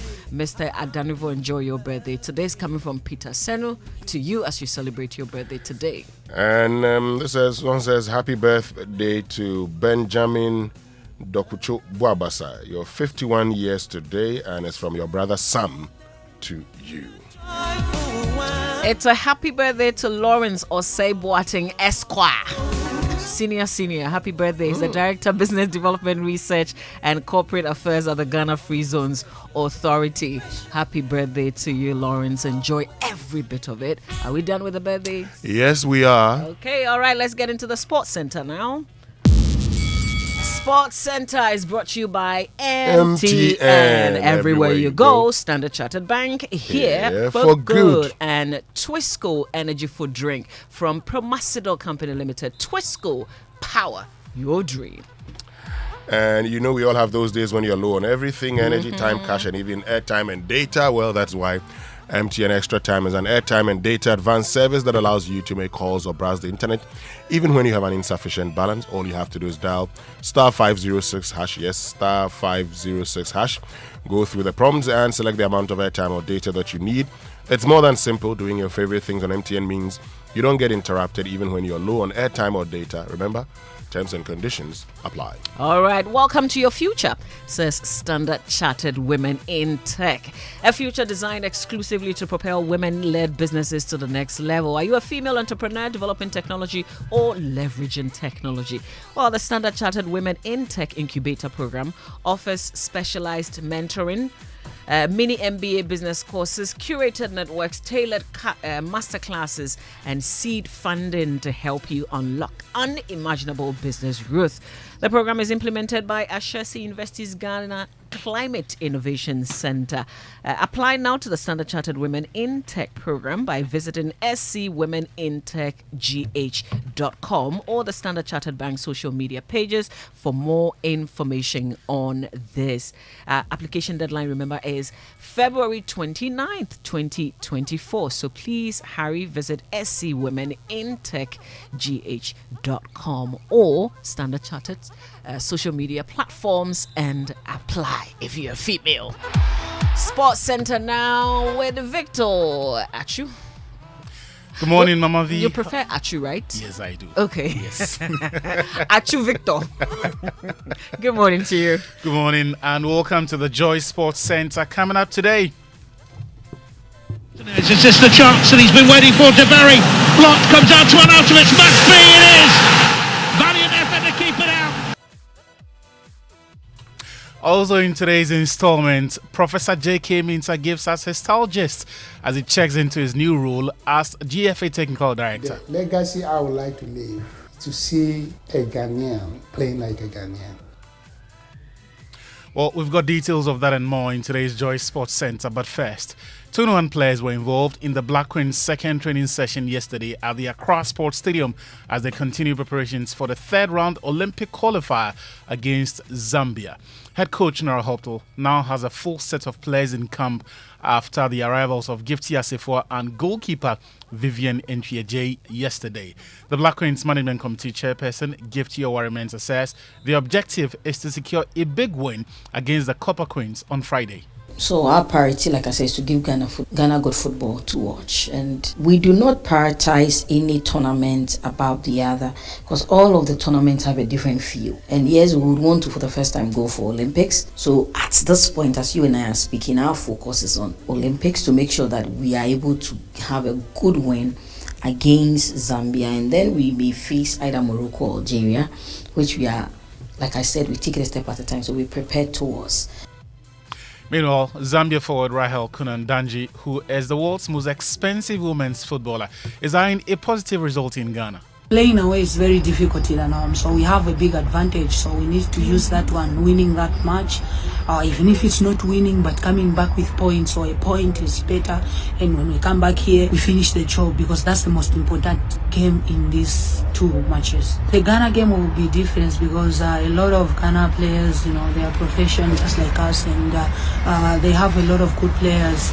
And it won't be an easy game, but we are ready to face them, and we are ready to do our level best. The first leg of that tie will be played at the Accra Sports Stadium on Friday. The Queens will have their third day of the training session today at the Accra Sports Stadium. Now, Ghana football isn't great at the moment, that we know. But what is the root cause of the continuing decay of the sports we love so much? To some, it's because the Ghanaian game lacks identity. The Ghana Football Association recently launched a football DNA it intends to implement to identify and see through a consistent brand of football across all divisions in both the men's and the women's game. The man in charge of this project is the technical director, Professor J.K. Minter. The legacy I would like to leave is to see a Ghanaian playing like a Ghanaian. What I mean by that is that we possess to attack, we possess to defend. We transition based upon the principles of play and then the moments of the game. So we should play good football, both attacking and defending, and still be getting the results. And that is where I want to see Ghana to be at by the time I leave this seat as the technical director of the Ghana Football Association. Meanwhile, the disciplinary committee of the Ghana Football Association has imposed a fine of 10,000 Ghana cedis on Real Samali United for misconduct in an outstanding league game played against Mediama Sporting Club at the Ali Mahama Stadium in January of this year. RTU have been charged for failing to ensure the safety of the match commissioner and inappropriate behavior of their supporters. After their investigations, the disciplinary committee have also banned RTU from playing their next 3 home matches at the Ali Mahama Stadium. To the UEFA Champions League next. Now here's Lautaro Martinez. Is this the chance that he's been waiting for? DeBerry. Blocked, comes out to Arnautovic. Must be, it is! Valiant effort to keep it out. Well, they were booing him moments ago. Now it's all about the cheers for Marko Arnautovic. There's the breakthrough goal 12 minutes from time. Substitute Marko Arnautovic scored a 79th minute winner to hand Inter Milan a 1-0 first leg advantage in the UEFA Champions League round of 16 tie against Atletico Madrid at the San Siro. Lautaro Martinez's shot was parried into the path of Arnautovic by Atletico goalkeeper Jan Oblak, and the Austrian forward finished with a powerful shot from a tight angle. The Atletico Madrid captain Oblak says they were punished for their mistakes. The result is not good, and when you lose it's not good, but we did the mistake. We concede a goal. We should do better offensively in the offense, but in the attack. But defensively, we was okay. I think until the goal, we was not that bad. They had some opportunities, but I think we was okay. Small details decide the game, and in Madrid, we need to be better. We need to play better, and we need to win if we wanna pass. Elsewhere in Eindhoven, Luke de Jong's coolly converted penalty and PSV a 1-1 draw against Borussia Dortmund. The other striker equalized 10 minutes into the second half after Matamos was adjudged to have fouled Malik Tillman. Daniel Marlin had put Dortmund ahead in the first half when his deflected shot flew in off the crossbar. Dortmund manager Edin Terzic says his side didn't win because they were sloppy in front of goal. So basically they played like we expect. Yeah, we knew that they have, especially up front, a big skillful power. But in the end, we also had many opportunities when we stole balls, when we won balls to get them on counterattacks. But then we've been very sloppy, and then they counter our counterattack. This is something that we need to improve for the second leg. And if we do that, we have a big chance and a big opportunity to proceed to the next round. The games continue tonight with Arsenal taking on FC Porto at the Dragons Arena in Portugal. The Gunners are playing in the UEFA Champions League for the first time in 7 years as far as the knockout phase is concerned, but they are dreaming of lifting the title. Here's Arsenal manager Mikel Arteta. Well, it is certainly one of them. I don't know if he's the best, but it should be incredible to have that feeling to lift that cup in London the 1st of June. So it's there, it's in our minds, it's a dream, but it's a lot of things that you have to earn the right to do before that, and tomorrow we have a big obstacle ahead of us, and we are really looking forward to it. Well, his comments have drawn a response from FC Porto goalkeeper Diego Costa, who's asking his players to show their title credentials tonight. Of course, they have the weak points. Of course, I'm not gonna tell what we're gonna do. We're gonna do our best job for winning that game. Do you think that Arsenal are one of the main favourites for the Champions League this year? With the bookmakers, they're third favourite. If they are the favourites, they need to show us they are the favourite team to win. Well, it is not clear whether or not Thomas Partey will be in action tonight for the Gunners, but yesterday he resumed training with Arsenal's first team for the first time in months, following recovery from that long layoff. Well, we've got live commentary of that match, Arsenal versus FC Porto on Joy 99.7 FM and on Hits 103.9 FM as well. Do well to join us tonight from 8 p.m. Elsewhere, Barcelona, they will take on Napoli at the Diego Armando Maradona Stadium in Naples, and they'll be playing in the UCL knockout phase for the first time in 3 years after back-to-back failed attempts to do so under Xavi Hernandez. There was also some Premier League action last night. Got by the City defenders, and now they can try and break with Erling Haaland, who could be in on goal here. This is Erling Haaland. Makes no mistake. Manchester City have found a breakthrough after so many chances in this game. Erling Braut Haaland scored a vital win as Manchester City edged stubborn Brentford by a 0-0 at the Etihad in a Premier League outstanding game. This win means City are now second in the Premier League and a point behind leaders Liverpool. Haaland was criticised for missing a host of chances in the Chelsea draw over the weekend, but he redeemed himself with that winner on Monday night. Here's City boss Pep Guardiola. When I was young, one friend of mine told me never ever, as a person, I was not journalist, I'm not and I will not be. So tell me, top scorer, striker, score a lot of goals, don't criticize him, because he will shout your mouth. So that's for sure. So sooner or later, always is there. He came for 2 months. He had an incredible tough week last week. He lost his grandmother, and it's not easy for a human being. But and of course, he's not in his best shape, but it's normal.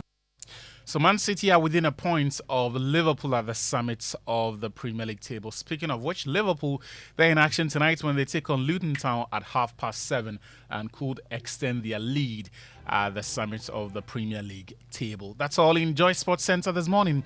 My name is Achuta Maklu. Stay tuned.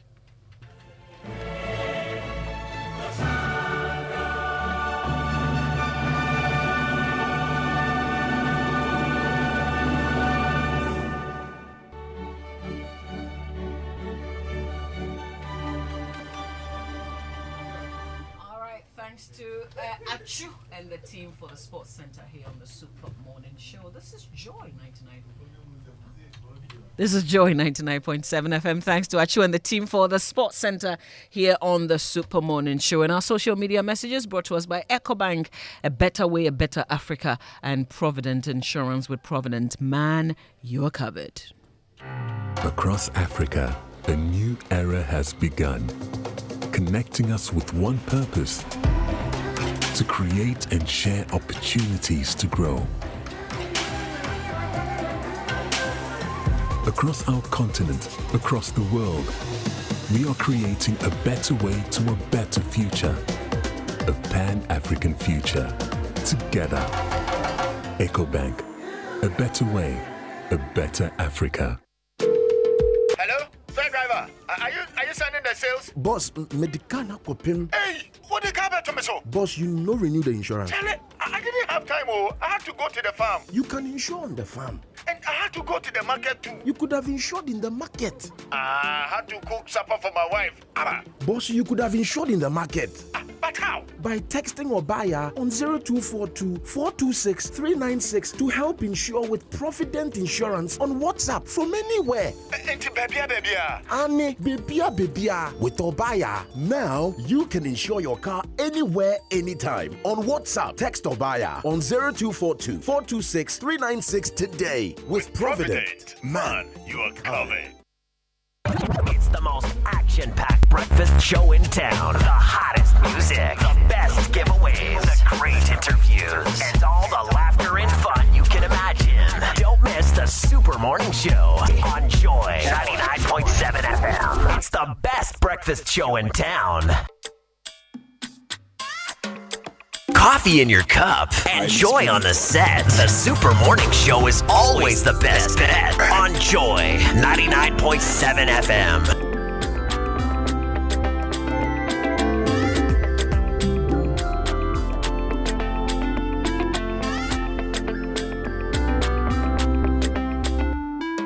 The last time any payment was made on that account was in June. The whole bill from the entire country, from the schools, is not even up to that quantum of money they are quoting.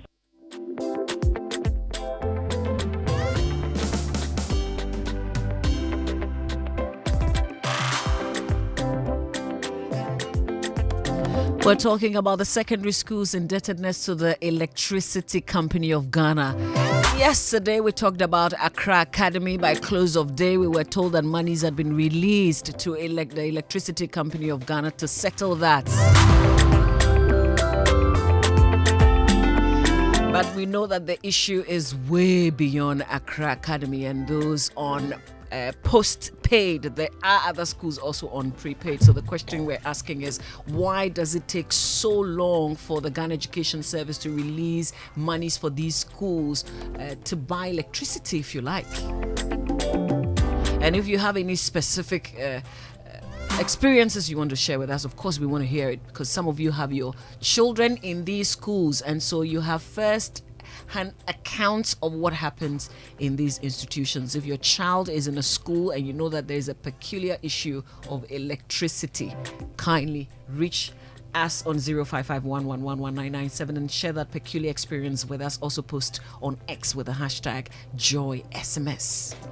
And Ovi, this morning would speak to the Ministry of Education because it's very important we get some clarification. It's also important we find out. We are told that there'll be a meeting this morning and between ECG, for instance, and the Free SHS Secretariat.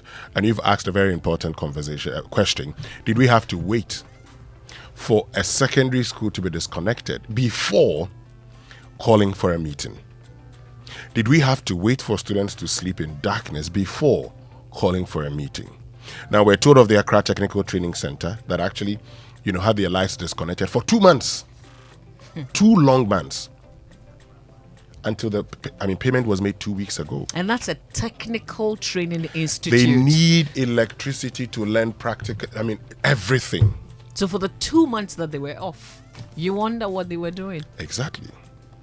And you ask, and look, yesterday we played the sound of the Infantsperm headmaster who at the time was complaining that, look, they had bought electricity, prepaid, 204,000. So when it comes to the prepaid, you pay and then send the receipts to the Ministry of Education, and they will release the monies to you. Now, had bought 204,000, and guess how much had been released to them? 89,000, leaving a balance of 115,000. So you ask yourself simply, are we really prepared for this thing that we talk about all the time? We're always priding ourselves when there's free SHS. But down out there, the people are suffering. So when are we going to have the review that we even talk about? That review that we talk about, when are we going to have it? So this morning you would hear from the Ghana Education Service. You would hear from, some teachers. You hear from Nagrat. You'd also hear from CHAS.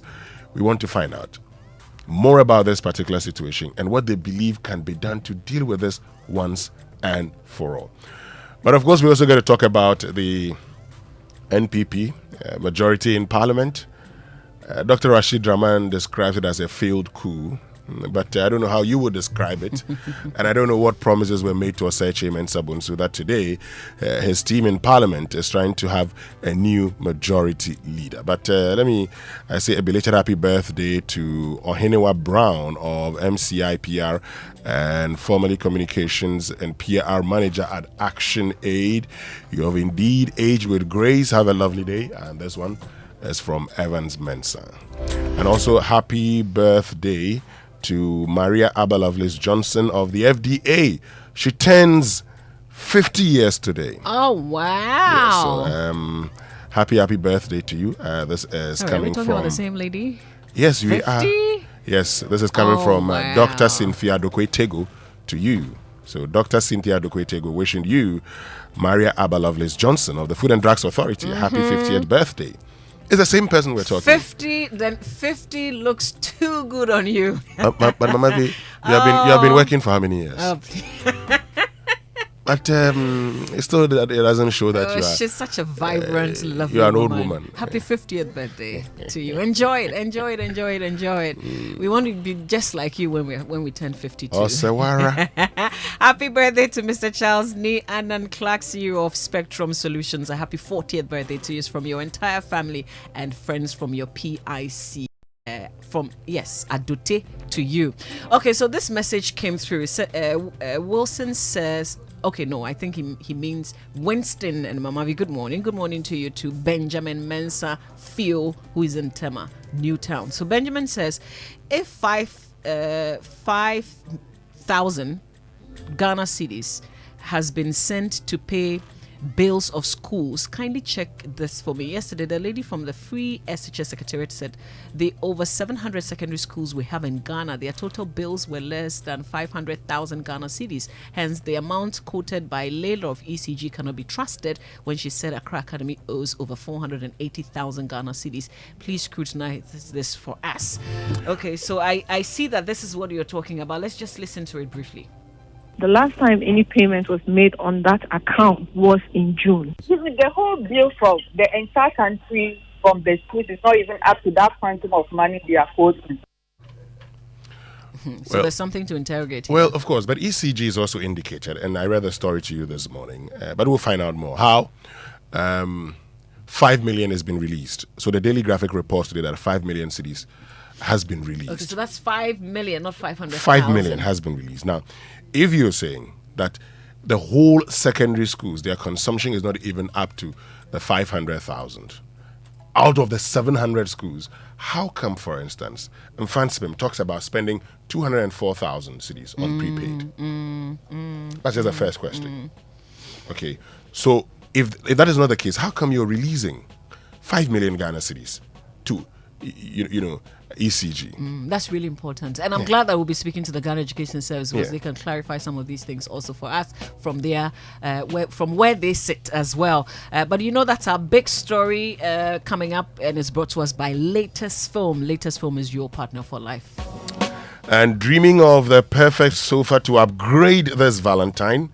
Well, your dream sofa is now a reality at Latest Film. Introducing Mama V as sensational V sofa range, where comfort meets style at prices that will make your heart skip a beat.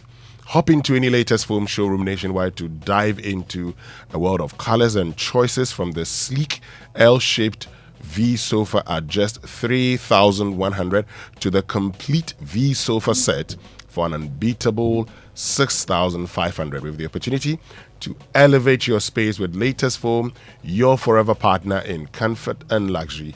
Hurry, your perfect sofa awaits you. Latest foam, your partner for life. And get more value for your money with the Hollad into SWOR motor promotion. You get into SWOR when you sign up to the Hollad's motor insurance between now and April.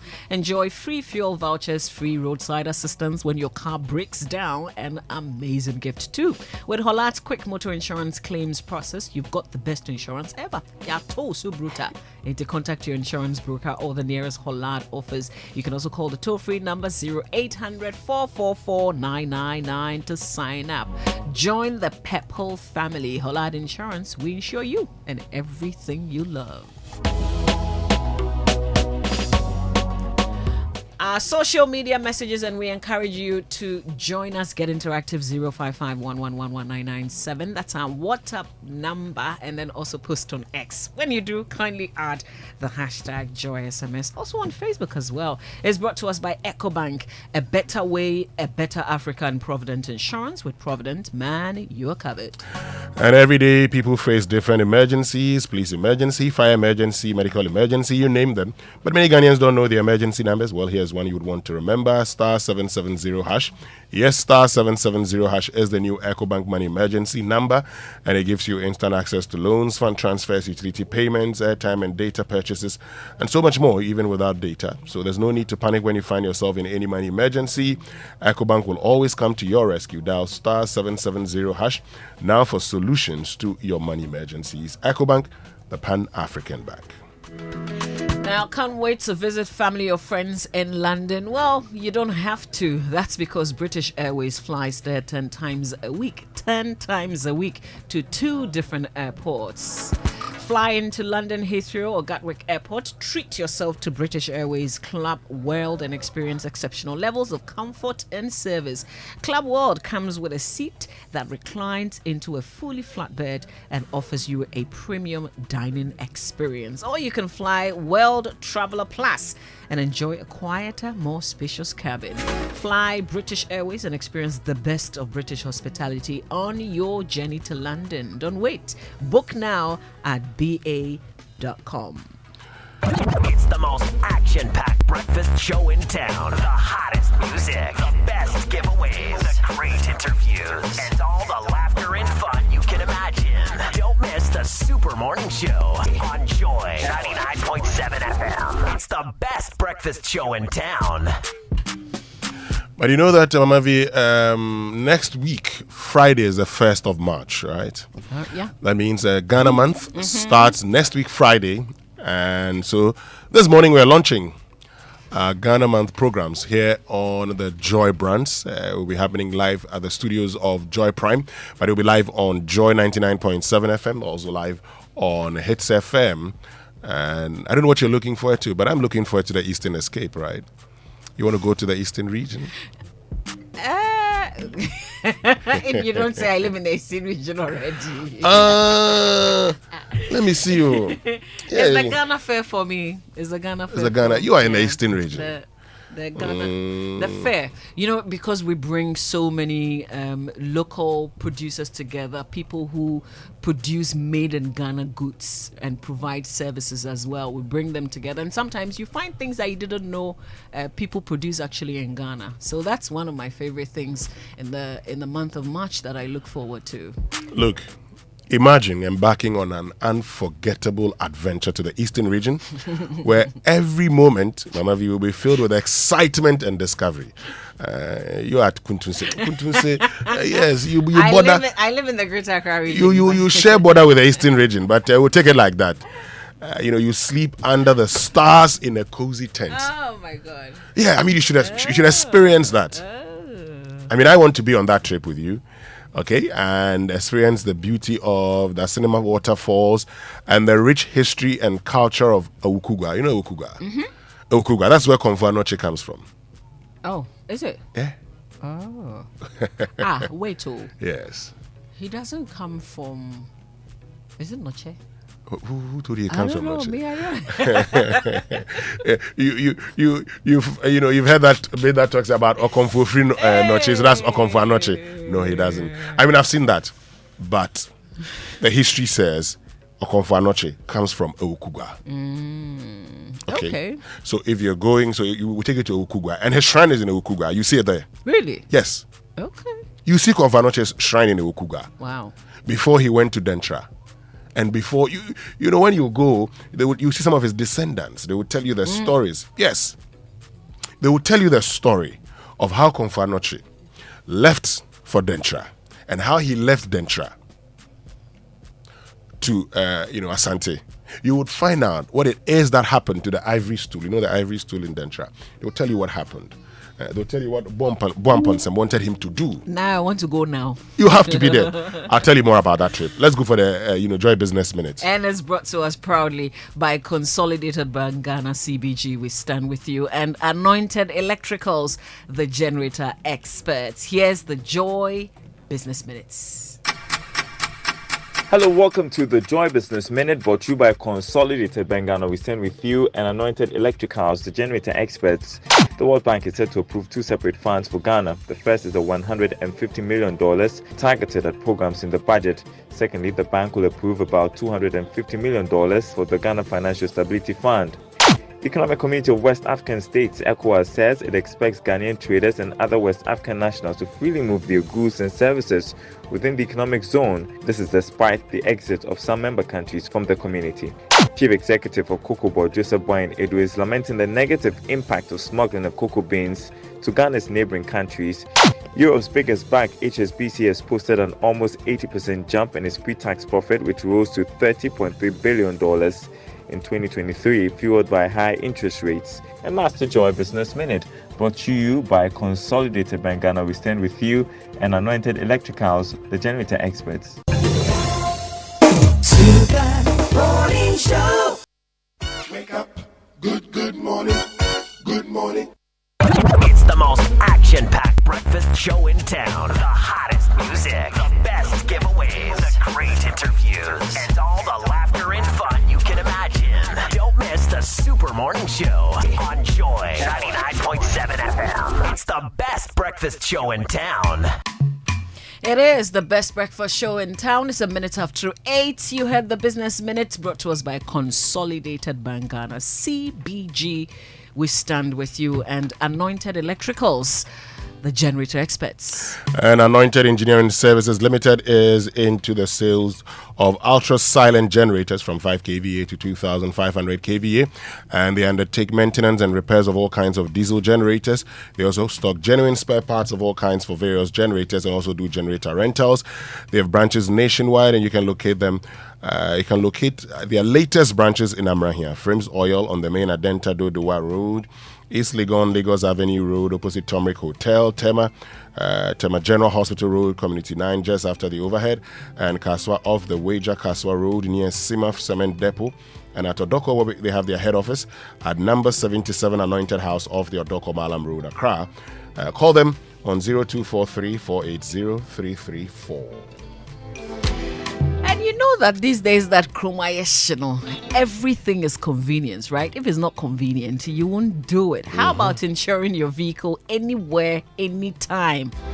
Well, you can do so with Provident Insurance's Obaya. And Obaya is on WhatsApp. She works round the clock, so you don't have to worry about closing times. Bebia, you can get Obaya. Renew and file claims for your vehicle, Bebia. All you have to do really is to chat Obaya on 0242 426 396 0242 426 396 and let Obaya help you. It's quick, convenient, reliable, and saves you time, so you can do more in your day. Chat Obaya and get your vehicle insured now on Provident Insurance. So text it Obaya, Bebia, and remember, with Provident, man, you're covered.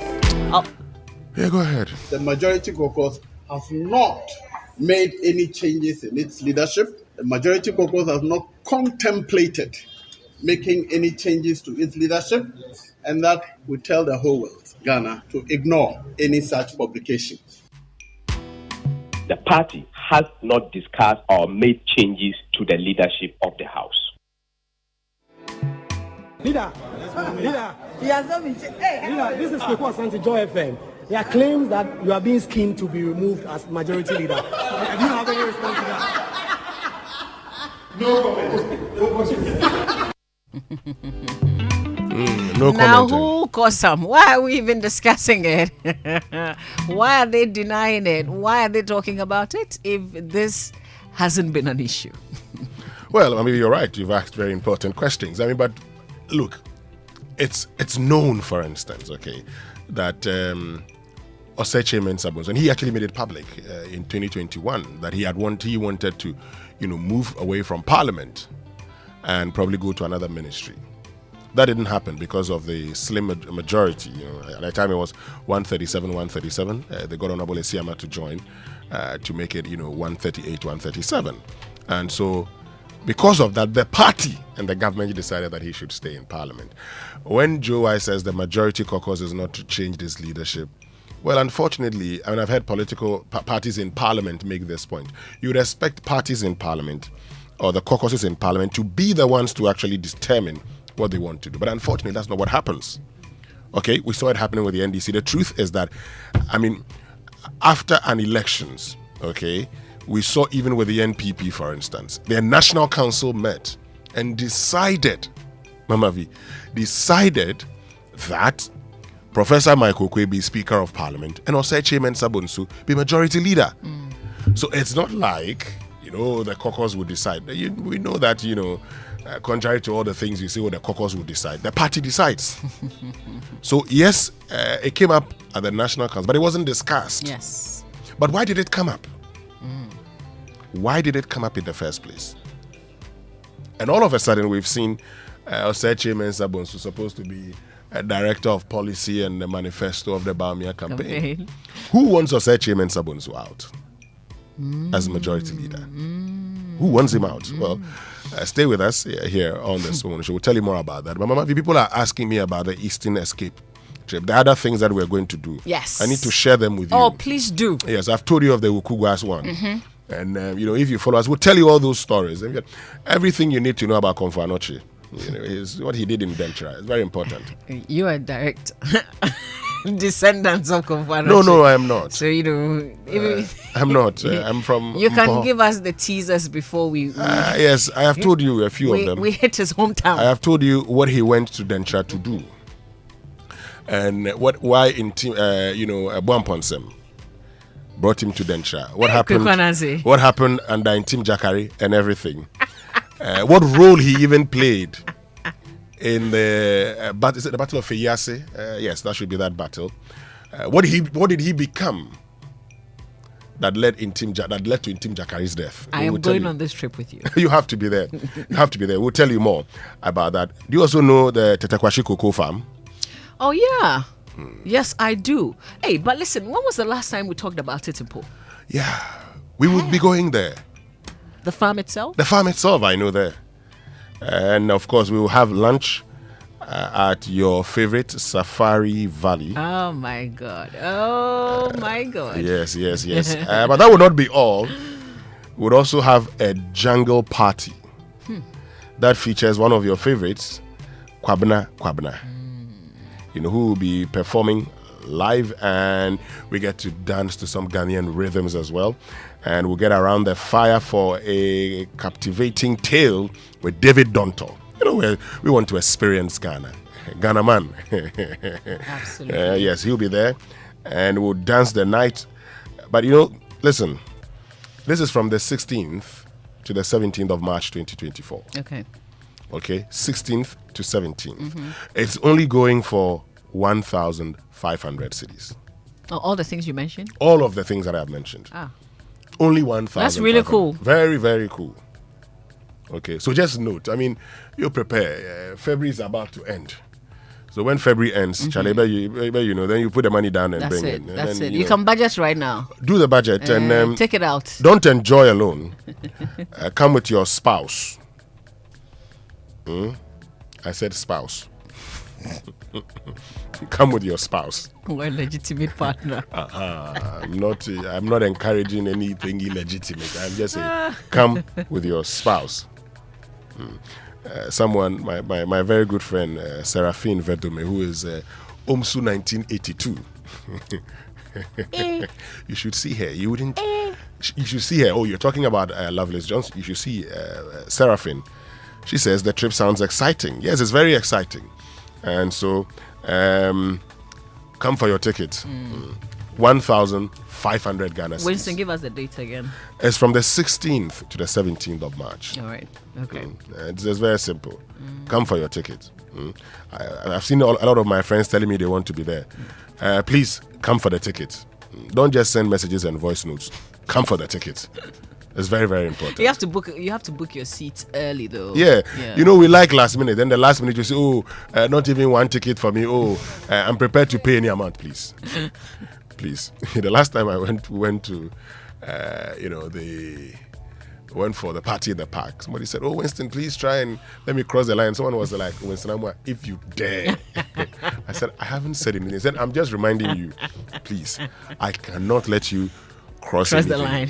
Please, come now. Yeah, first come, first seats. served." Yeah. When we have the numbers we need, I'm sorry, you're not going. We can't do anything about it. Well, we've got more to share with you on our Ghana month in terms of what we will be doing. What you've heard there is just like a tip, eh? We've got some juicy packages for you. It's 10 minutes after 8. Let's hear you. 055-111-1997. Even on our Ghana month, what do you want us to do? Winston has mentioned a few of the things that we will do. We'll add plenty to it. But what more would you want us to do? We want to hear from you. Oh, yes. There's a lot to come up. There's a lot. So just wait. At 9 a.m., we'll share with you the whole plan for the Ghana month. Of course, the Made in Ghana Fair. Definitely going to be Made in Ghana Fair is my thing. It's my thing. Please post on X Joy997 and kindly add the hashtag Joy SMS. Also send on messages on Facebook as well. We will share with the rest of the world. Stay with us here on the Super Morning Show.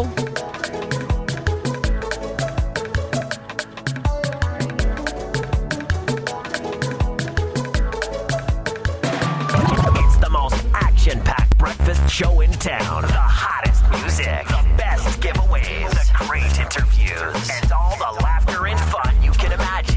Don't miss the Super Morning Show on Joy 99.7 FM. It's the best breakfast show in town. Breaking news. Vodafone Ghana is becoming Telecel. Stay tuned. Things are looking up on this side. When you upgrade to the enhanced GCB mobile app, you start doing more with ease. Create a GCB instant account easily and conveniently with your GCB mobile app and start sending and receiving funds. All you need is your Ghana card. Pay your bills, subscriptions, and fees to multiple merchants safe and secure. Charlie, tap the app. Open a GCB instant account and experience the recoded vibe. You're able to top up on all types of ECG prepaid meters with their special card readers and keep the power on. No worries, no stress. With GCB mobile app, you can also generate prepaid and virtual cards to use on ATM machines, POS devices, and for online transactions. Well, I pay my subscriptions and fees with my GCB mobile app conveniently. GCB mobile app. Download now from Google Play Store or Apple Store. Upgrade your style. GCB Bank. Your bank for life. A bank that supports you. A bank that cares for you. Hand in hand, we stand with you.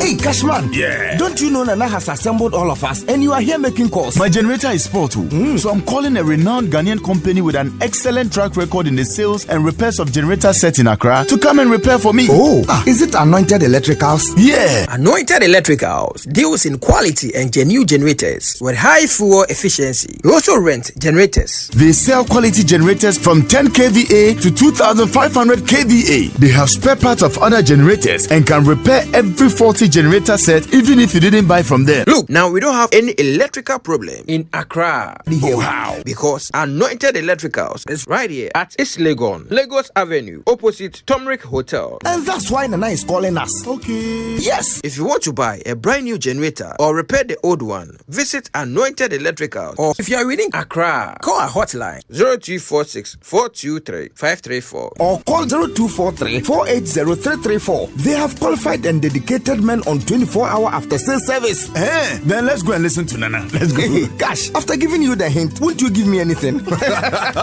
Anointed, the generator experts. A bank that supports you, a bank that cares for you. Hand in hand, we stand with you. So lift your head up, big dreams are waiting. We'll walk with you wherever you go.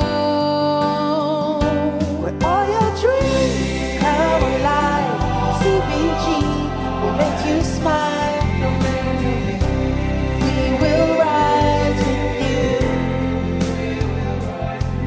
Your business will flourish, your name will stand out. Consolidated Bank, CBG. We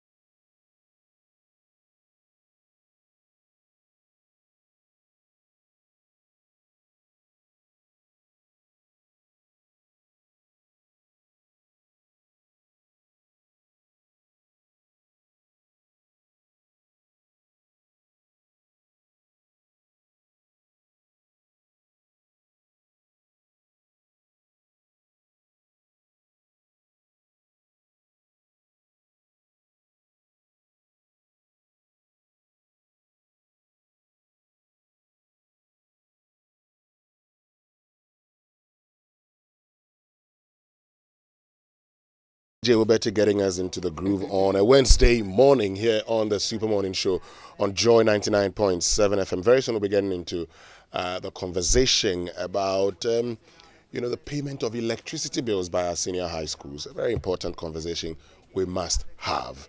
But at ABSA, we believe that you and your car deserve to be rewarded, so get more for your protection with a motor insurance policy from ABSA underwritten by Hollard Insurance. Our comprehensive third-party or third-party fire and theft motor insurance policies not only ensure that your vehicle stays protected, but you also get rewarded with fuel vouchers from now till the 31st of March 2024. That's not all. You also enjoy free roadside assistance, have the option for a car hire, post-vehicle repair inspection, and more when you sign up for our comprehensive cover. The qualifying minimum premium to be rewarded is 482 Ghana cedis. Discover how to get things at absa.com.gh or the nearest ABSA branch. Terms and conditions apply. Now, one of the most heartbreaking things that could happen to you is finding out that the paper used to wrap your hot, spicy kelewele is the CV you submitted for a job yesterday. Well, don't wait till it happens to you. ALX, that's Africa's leading tech training provider, has a range of tech courses to help you get the X factor and get ahead in the competitive world of work. Whether you're a full-time employee, a housewife who's looking forward to rejoin the workforce, or a fresh out of high school graduate, there's a place for you at ALX. You can take any of the 6 to 12-month tech courses in AWS cloud computing, Salesforce administration, data analytics, data science, front-end web development, and back-end web development. The choice really is yours. Just search ALX Ghana online to apply. The future self, your future self will thank you. Apply today. ALX, do hard things. Okay, so let's get on to the phone lines now. We've been joined by Kwesi Kwarteng, who's spokesperson for the Education Ministry. We also have Jacob Anaba, who's Vice President, National Association of Graduate Teachers. We'll be joined shortly by Reverend Father Owusu Seche, who is President, Conference of Heads of Assisted Secondary Schools. Good morning to you, Jacob Anaba. Good morning to you, Kwesi Kwarteng. Winston, good morning. Great. Yeah, Winston, good morning. Thank you very much for joining us all. So let's start off with you, Kwesi Kwarteng. So we know that some 5 million Ghana cedis has been released to the ECG, true? Can you come again? I did not hear you. I'm saying that we've read reports that 5 million Ghana cedis has been released to ECG to offset debt owed by secondary schools, true? Yes, 5 million Ghana cedis has been paid by the FUSA Secretariat to the Electricity Company of Ghana quite earlier.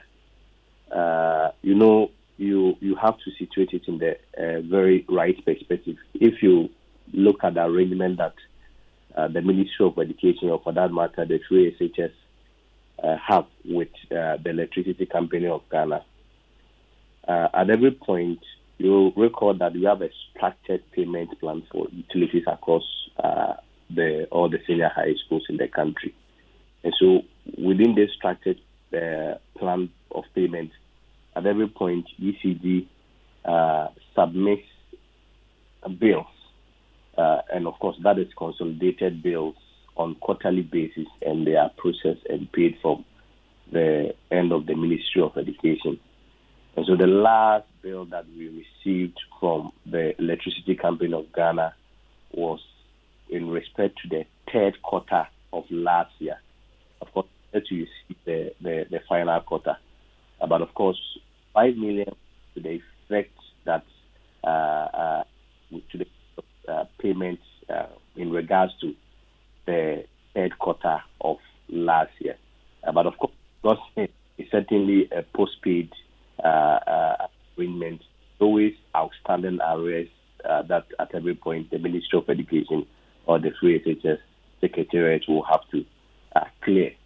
And then that, based on the last quarter, was around a region of 5.6 million Ghana cedis.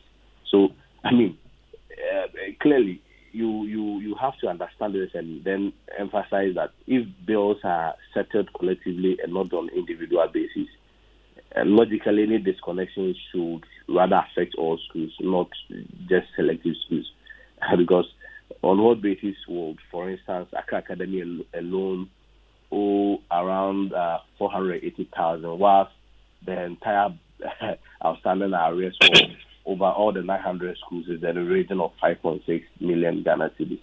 I mean, what is the criteria of crediting? Are you doubting the bill put out by the ECG? No, I am not doubting, but I mean, reasonably, if payment is made en masse to settle arrears of a consolidated bill, the expectation was that even if you are making any crediting to that effect, it's done en masse or it's done. Kwesi, I mean, just before you continue, Kwesi, just before you continue, ECG says, following the disconnection, a release has been made, and a decision has been taken to have a meeting today, Wednesday, to look at the way forward.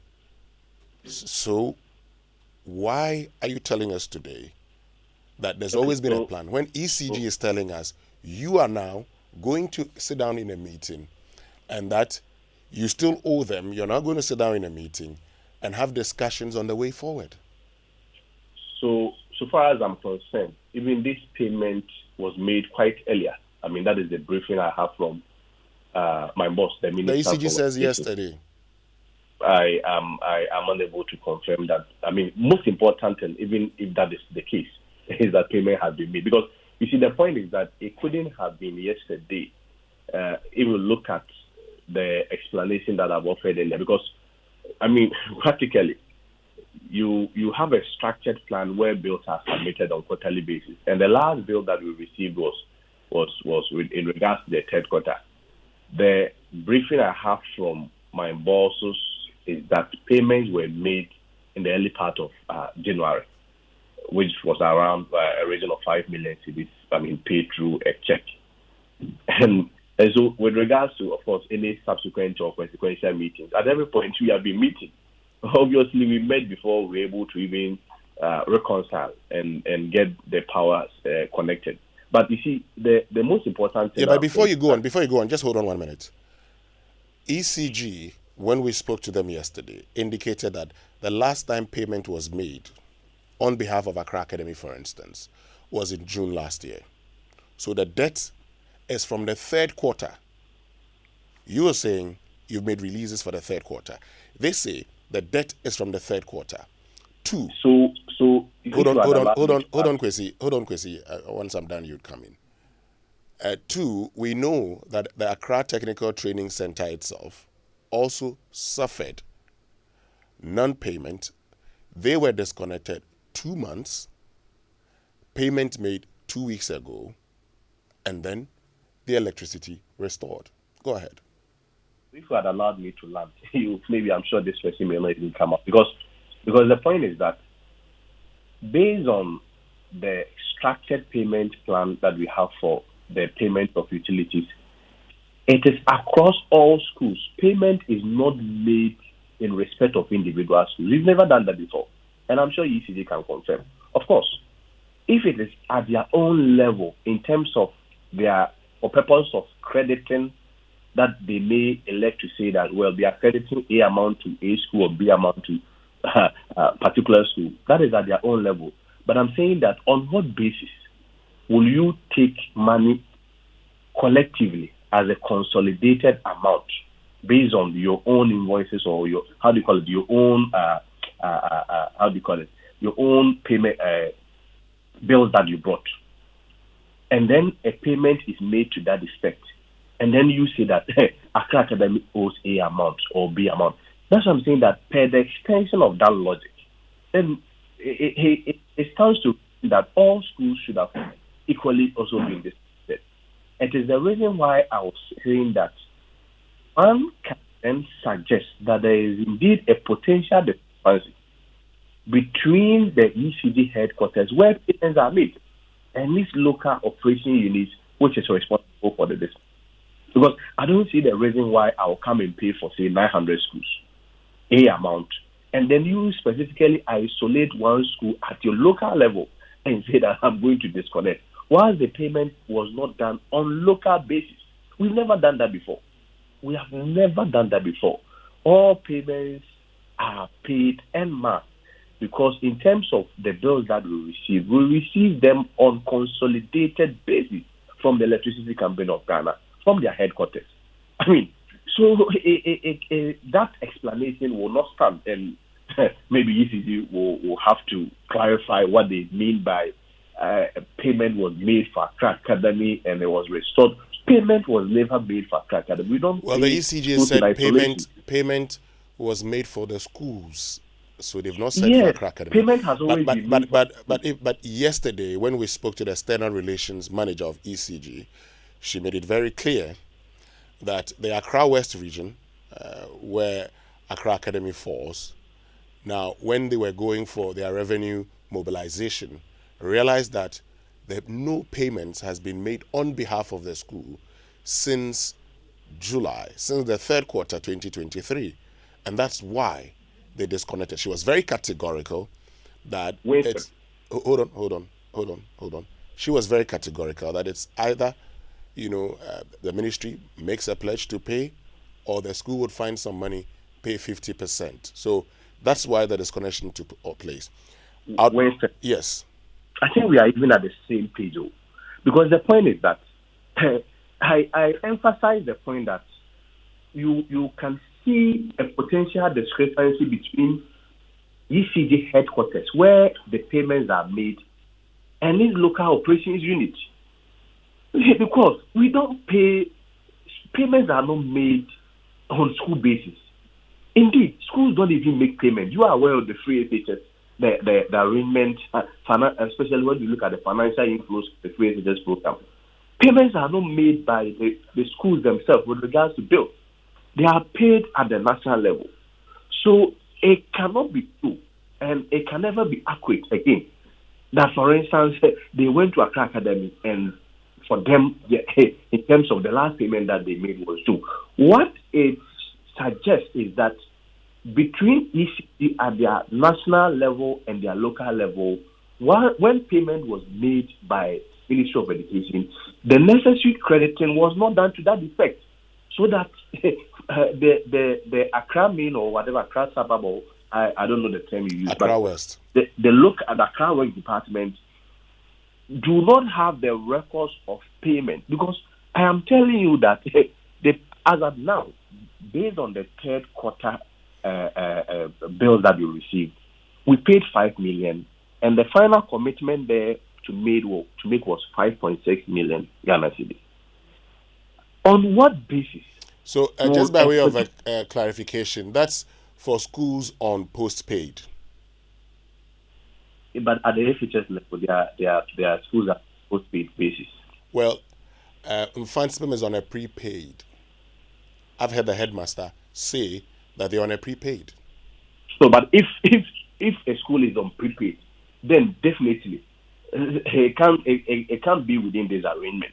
Exactly, and so the arrangement you talk about. Can I land? You ask a question. Okay, you go don't ahead. Let me to land. No, I am saying that if a school is on prepaid, what it means is that the school will have to procure the whatever how do you call it, the electricity before consumption. In this case, we are talking about a debt owed to ECG, and such debt reasonably cannot come from a postpaid arrangement. So I think we should get the distinction clear and stick to the narrative that we are giving. Great, Kwesi. So we've gotten the distinction, but just by way of when you say, but you should know that there are schools that are on prepaid, right?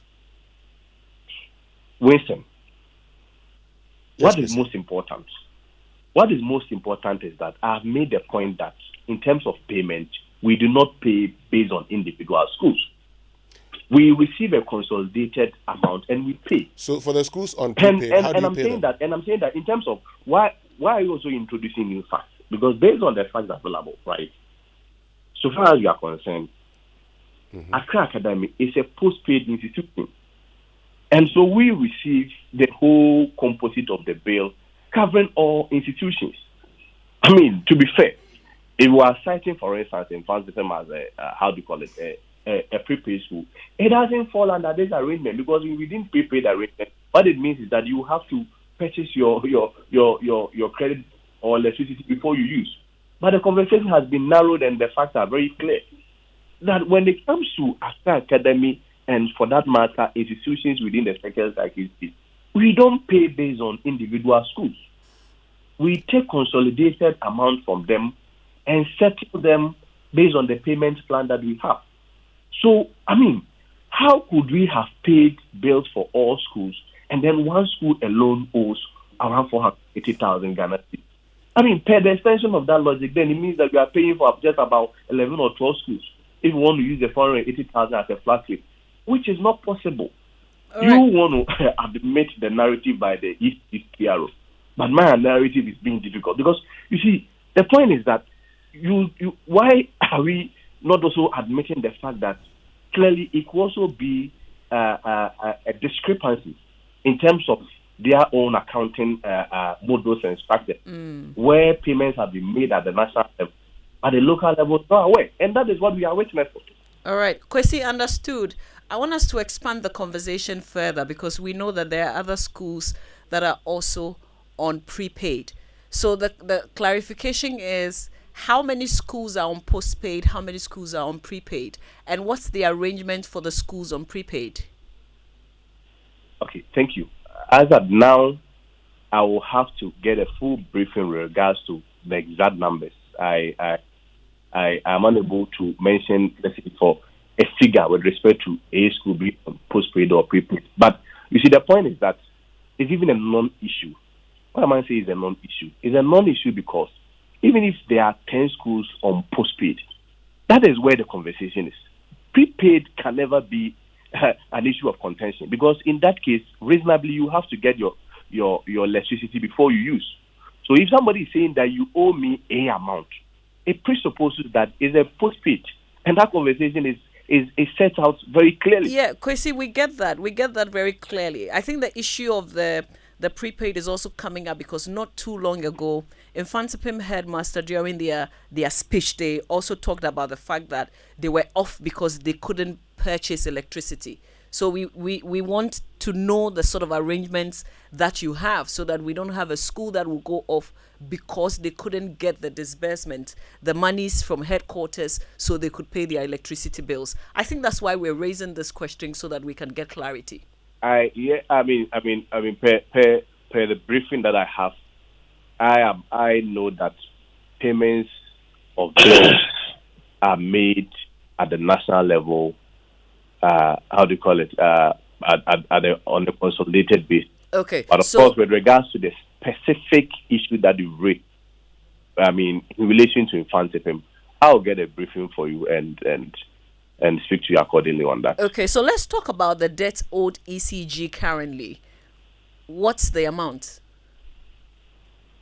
So, like I said, the conversation always has to be put in a very right context. And the context is that, as of now, as I speak with you, the Electricity Company of Ghana is yet to submit even bills. And when I say bills, I'm talking about the consolidated bills for the fourth quarter of last year.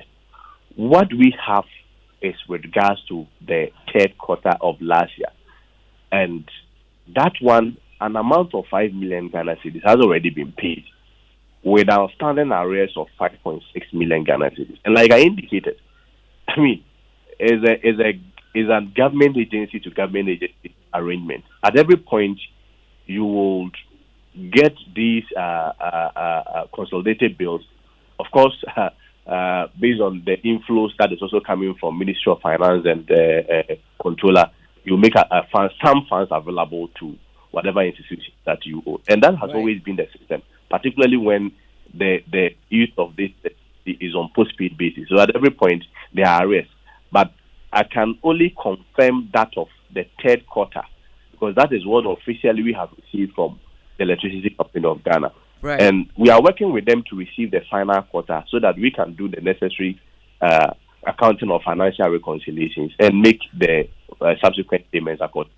Okay, so as we speak, you owe ECG 5.6 million Ghana cedis. Based on the third quarter payment that they submitted, the bill that we owe as we speak, that is arrangements, based on arrangement that we have, that is the amount that is owed to the ECG. Right. But you see, I mean, to be fair, it should be more than that because ECG has not submitted that of the fourth quarter. So to be fair, I would say that we've used amounts that as of now has not been brought to our attention. Yeah, that's clear because they haven't even submitted a bill for quarter 4. Yeah, sure. Let me bring in Jacob Anaba, who is Vice President of NAGRAT. Jacob Anaba, thank you very much for staying with us. And I know for as teachers in these schools, you experience some of these situations. Tell us about it. Yeah, thank you, Winston, and good morning to your listeners. And good morning to Mr. Kwatin. I'm surprised Mr. Kwatin is talking about a localized payment because I believe that ECG must have a central pool where whenever we pay electricity as customers, they are able to verify that wherever you are found, you have paid your bill. So whether it is a school A in the western region or school B in the northern region, the central pool must be able to detect whether a school has paid its bill. Apart from that, the ministry is supposed to budget for all this expenditure. So the budget that was made last year for the payment of electricity, what happened to it? That we are owing third quarter and then fourth quarter. As we speak, a number of schools have been reported to have been disconnected in the Brong-Ahafo region. Not only electricity, but water. So it is a serious issue. How many schools in the Brong-Ahafo region have been cannot disconnected? Speak to it for fear of being victimized. But they are suffering. And as you rightly asked, some schools are on prepaid. What is the arrangement? Because if, as we speak, you have not paid third quarter and fourth quarter, those who are on prepaid, how are they able to manage? It is a real and difficult situation for management of schools. So without electricity, the school comes to a halt. Almost all the schools have their program or the school timetable program into an automated alarm system. So if there is no electricity, almost everything comes to a halt. Their water is connected to electricity where they pump into tanks overhead and then they are supplied to the various dormitory for students to take their bath and wash. If there is no electricity, you see that classes is disrupted. A whole lot of things happens when there is no electricity. The ministry has not been proactive. For us to be owing to the third quarter and fourth quarter, we are not even talking about this year. Then there is a serious work. I will urge Parliament to invite the minister to Parliament to explain to the Ghanaian populace what is actually happening for us to get understanding. Now, you talked about a number of schools in the Brong-Ahafo being disconnected. How many schools are we looking at here? In fact, I don't have the figure. The secretary to the CHAS conference gave me that information. I don't have the actual numbers, but I can make that available in the course of the day. Exactly, and so these schools do not have electricity as we speak. Yes, that is my information. Well, because of purposes of the new regions, we have Bono East, Bono Ahafo. And so these schools that you're talking about, do you know the regions they're in? Or they're... Yes. I thought you said the president of CHAS will be with us. Yes, we're still trying to get him. It will be good you get him. He will be able to give you this information. Sure. But I will also verify later. I can supply the actual information. And just hold on a minute. We need to just go for a short break. When we return after this break, we'll continue with the conversation. Winston, I hope I'll be allowed to respond to this. You'll be allowed to respond after these messages from our partners. This morning we have Jacob Anaba, who is Vice President of the National Association of Graduate Teachers, and Kwesi Kwatin, who is spokesperson for the Education Ministry. Happy Wednesday. Welcome to Vital Signs by Sonotech Medical Center. I'm Dr. Grace Bachman. Today, let's take a look at the blood pressure. Every time you go to the hospital, one of the basic vital signs checked is the blood pressure. Have you asked yourself what the numbers mean? There are always two values, one at the top called the systolic blood pressure and one down called the diastolic blood pressure.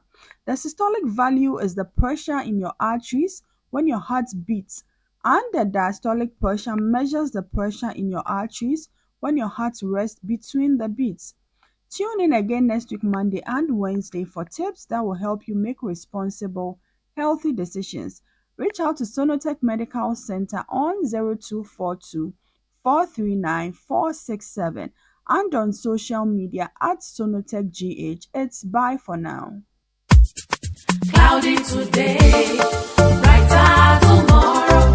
Activa Insurance. You've worked hard to have that property, the house, the car. Insure it. Your business assets are valuable. You must insure them now with Activa Insurance. For all your business and personal insurance needs, insure with Activa International Insurance. Sign up by dialing *713*313# or download the Activa Insurance app on Google Play and Apple Store. Activa International Insurance. Our clients, our passion. Recoded to do more with ease. The enhanced GCB mobile app. Download now from Google Play Store or Apple Store for all your transactions. Smooth, safe, and secure. Chale, tap the app. You don't need to have an account to upgrade. GCB mobile app. Recoded to do more. Upgrade your style. GCB Bank. Your bank for life. Let me share my experience with you at the new Aqua Safari Resorts. When you arrive, you're greeted by warm smiles and introduced to your 24-hour butler who already has your itinerary sorted. Enjoy water sports activities like jet ski rides, kayaking, water sliding, flyboarding, and castanet fishing. You can even have your lunch here on the boat cruise. Let the tour guides take you through the sceneries of the mangrove forest, the friendliness of the animals, while you pet and feed them. We chose to have our breakfast with a beautiful sunrise right in front of our cabin. Visit Aqua Safari Eco Resort in Ghana, bringing you closer to nature. National Health Insurance. Great news! The National Health Insurance Scheme (NHIS) has waived the waiting period for all members aged 70 years and above. All 70 years and above are also exempted from paying a premium. Enrollment and renewal are absolutely free on the NHIS. Members who are 70 years and above can automatically access healthcare when they newly register with the NHIS or renew their membership annually. You are no longer required to serve the 1-month waiting period for late renewals. Dad, mom, grandpa, and grandma, let your old age be filled with good health and access instant healthcare at zero cost on the NHIS today. Download the My NHIS mobile app to register with your Ghana card or visit the nearest NHIS office. Terms and conditions apply. For details, contact the NHIS call center on 054 444 6447 or 0302 746 447. NHIS, your access to quality healthcare. This message is brought to you by the United States Agency for International Development, USAID.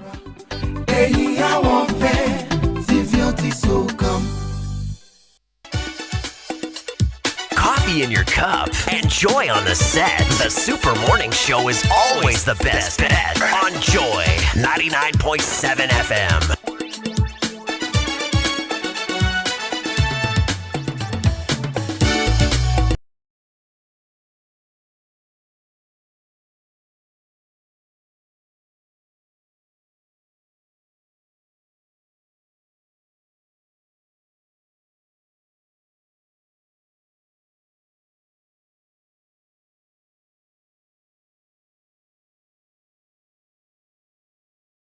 Thank you very much for staying with us here on the Super Morning Show on Joy 99.7 FM. This morning we're talking about power issues in our senior high schools. We're joined by Kwesi Kwarteng, who's spokesperson for the Education Ministry, and Jacob Anaba is Vice President of the National Association of Graduate Teachers. We're hoping to get Reverend Father Usu Setra, who's President of the Conference of Heads of Assisted Secondary Schools. He'll be joining us shortly, so we'll hear from him also. But before I get back to Kwesi Kwarteng and Jacob Anaba, this February, buy a new Peugeot 3008 SUV from Silver Star Auto, and you could be on your way to Dubai with your partner. This promo is valid until the 29th of February 2024. Visit our Facebook and Instagram pages to book for details. Terms and conditions apply. Silver Star Auto, your trusted partner. And Champion Carbolic Soap, popularly known as Guardian Soap, is now 4 Ghana cedis for 1 bar. Unilever's Ghana's Champion Carbolic Soap is and has always been your skin's guardian against germs that cause most skin diseases. No need to wait. Grab your Champion Carbolic Soap now at only 4 Ghana cedis. It's widely available at all major retail shops and local convenience stores near you. Champion Carbolic, Guardian Dadanwa. Okay, so let's get back onto the phone lines now. Let's continue the conversation. And we're told that Reverend Father Owusu Setre, who is president of the Conference of Heads of Assisted Secondary Schools, has joined us now. Reverend Father Owusu Setre, good morning. Thank you very much for joining us. Good morning. Great. So tell us the situation with electricity in the secondary schools. Yesterday we were talking about Accra Academy, we were talking about the Accra Technical Training Center. But the Vice President of NAGRAD has just talked about how the situation could be in other schools. You are the President of the Conference of Heads of Assisted Secondary Schools. What's the situation in our secondary schools when it comes to electricity? Your voice, my brother, is a bit faint. I can't hear you properly. Okay, is it better now? Your voice is somehow. Is it better now, Reverend Father? Yes. Great. So I was asking you. I hope I heard you say you want me to speak to the situation. Yes. Of electricity in the senior high school. Is that what you said? Exactly. Go ahead. Okay. So thank you very much for having me this morning. For some time now, let's say since we entered 2024, I have not heard of any disconnection until yesterday. I got to know that Accra Academy had been disconnected. But before, in 2023, we had experiences of ECG going around to disconnect some schools. And when it happened that way, we had to call the Director General. And then, personally, I spoke with the minister, and certain things were done, and some monies were paid to them, and they stopped. I think that is what they want to start again. I am of the belief that ECG knows very well that the heads of these schools are not the ones to settle the bills. The bills are settled by the Ghana Education Service, because we work directly under Ghana Education Service. So ECG knows very well that the bills are supposed to be settled by the Director General. So if you come to me with about 4,000 students on campus, 3,000 students on campus, and then you disconnect, you must know that what you are doing is a recipe for chaos, because if you disconnect and in the evening, students don't know what to do. Some of them may try to go out. Some of them, a whole lot will happen on campus. So they should know that when you enter a senior high school, more or less, it's a security zone. So some of these things, my advice is that they should go meet with the GS and the ministry so that these things will be settled once and for all. As a matter of fact, yesterday in the night, I spoke with the minister, and he promised that, yes, they have paid them something, but he is of the belief that some payments that were made, they did not really make sure that the schools involved were taken care of. So they think that when they make the payment in bulk, they don't really credit the accounts of the various schools. But he has promised that, yes, they owe them something, and he's going to pay the rest today. That's what I was told by the minister yesterday. But I want to plead with ECG that moving forward, disconnections in the school, since we are not the ones paying, should stop, because if they do, it is not going to augur well for the schools, the regions, and the country as a whole. Reverend Father, just by way of clarification, you said that when you spoke to the minister, he said yes, they owe, and he believes that the payments that were made did not cover some of the schools that have been disconnected. Did I hear No, you? it didn't, I'm not saying it didn't cover some of the schools. He said that when a payment is made in bulk like that, for example, you pick Opoku school, you read the meters in the schools, and then you send them to the those concerned to make the payment. The money is released in bulk. So when it happens that way, you have to also now come to credit the accounts with you in your outfit or the various schools, so that if I owe about, let's say, 20,000 Ghana cedis, and maybe 10,000 is paid, you should credit me so that the rest will be 10,000 that I owe. So it's not like nothing has. Okay. So I want to believe that yes, we owe, but they should go to the ministry and resolve it. That's why the minister told me yesterday that he's going to make sure that because I was telling him that the money must be paid so that we will be comfortable in our schools. We cannot live in a school where when students are about to go to the classroom in the evening, the power goes off. Or you wake up in the morning, you come to your office, there's no power to work. You see, we have entered examinations, and some schools are trying to make sure that examinations are conducted for schools. School management is working in the offices. People are coming for their transcripts and all that. So we cannot stay in the school without power. And we don't have, so many schools don't have. It means every activity, and it will not go well for us as a country. So that must be solved as a matter of fact and as soon as possible. Reverend Father, my name is Mama V. I know that not all the schools are on postpaid. We've been trying to understand the situation with the prepaid schools as well, because not too long ago, and I don't know if you would remember, the Infantsipim headmaster during their speech day talked about the fact that they were disconnected and they didn't have enough money to buy electricity. So we're wondering how such schools are also surviving. Yes, we have also been speaking to that, and we have also complained about that to the Director General. And what we were told was that the schools must admit their needs so that the money will be sent to them to buy whatever that they are supposed to buy. It has been a difficulty, I must say, those who have been using prepaid. But in a final analysis, what we were told was that ECG was going to be impressed upon to change all those prepaid meters to postpaid, because if you go and fix the prepaid meter on my assembly hall or dining hall or dormitory block or classroom, it is not going to help.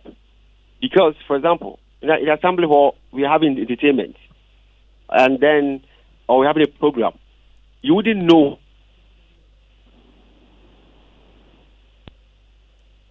that everything will be disconnected. You can't continue. So we were of the view that all prepaid meters in schools, except maybe master's bungalows, the rest must be changed to postpaid, so that we use and then we go and pay. Other than that, the prepaid meters are not good for us. And I know that ECG understood, and in some schools, they came to change. When I was at St. Hubert Seminary Senior High School, they brought prepaid. When I spoke about it, they came and changed them to postpaid. And I think that is what we were promised.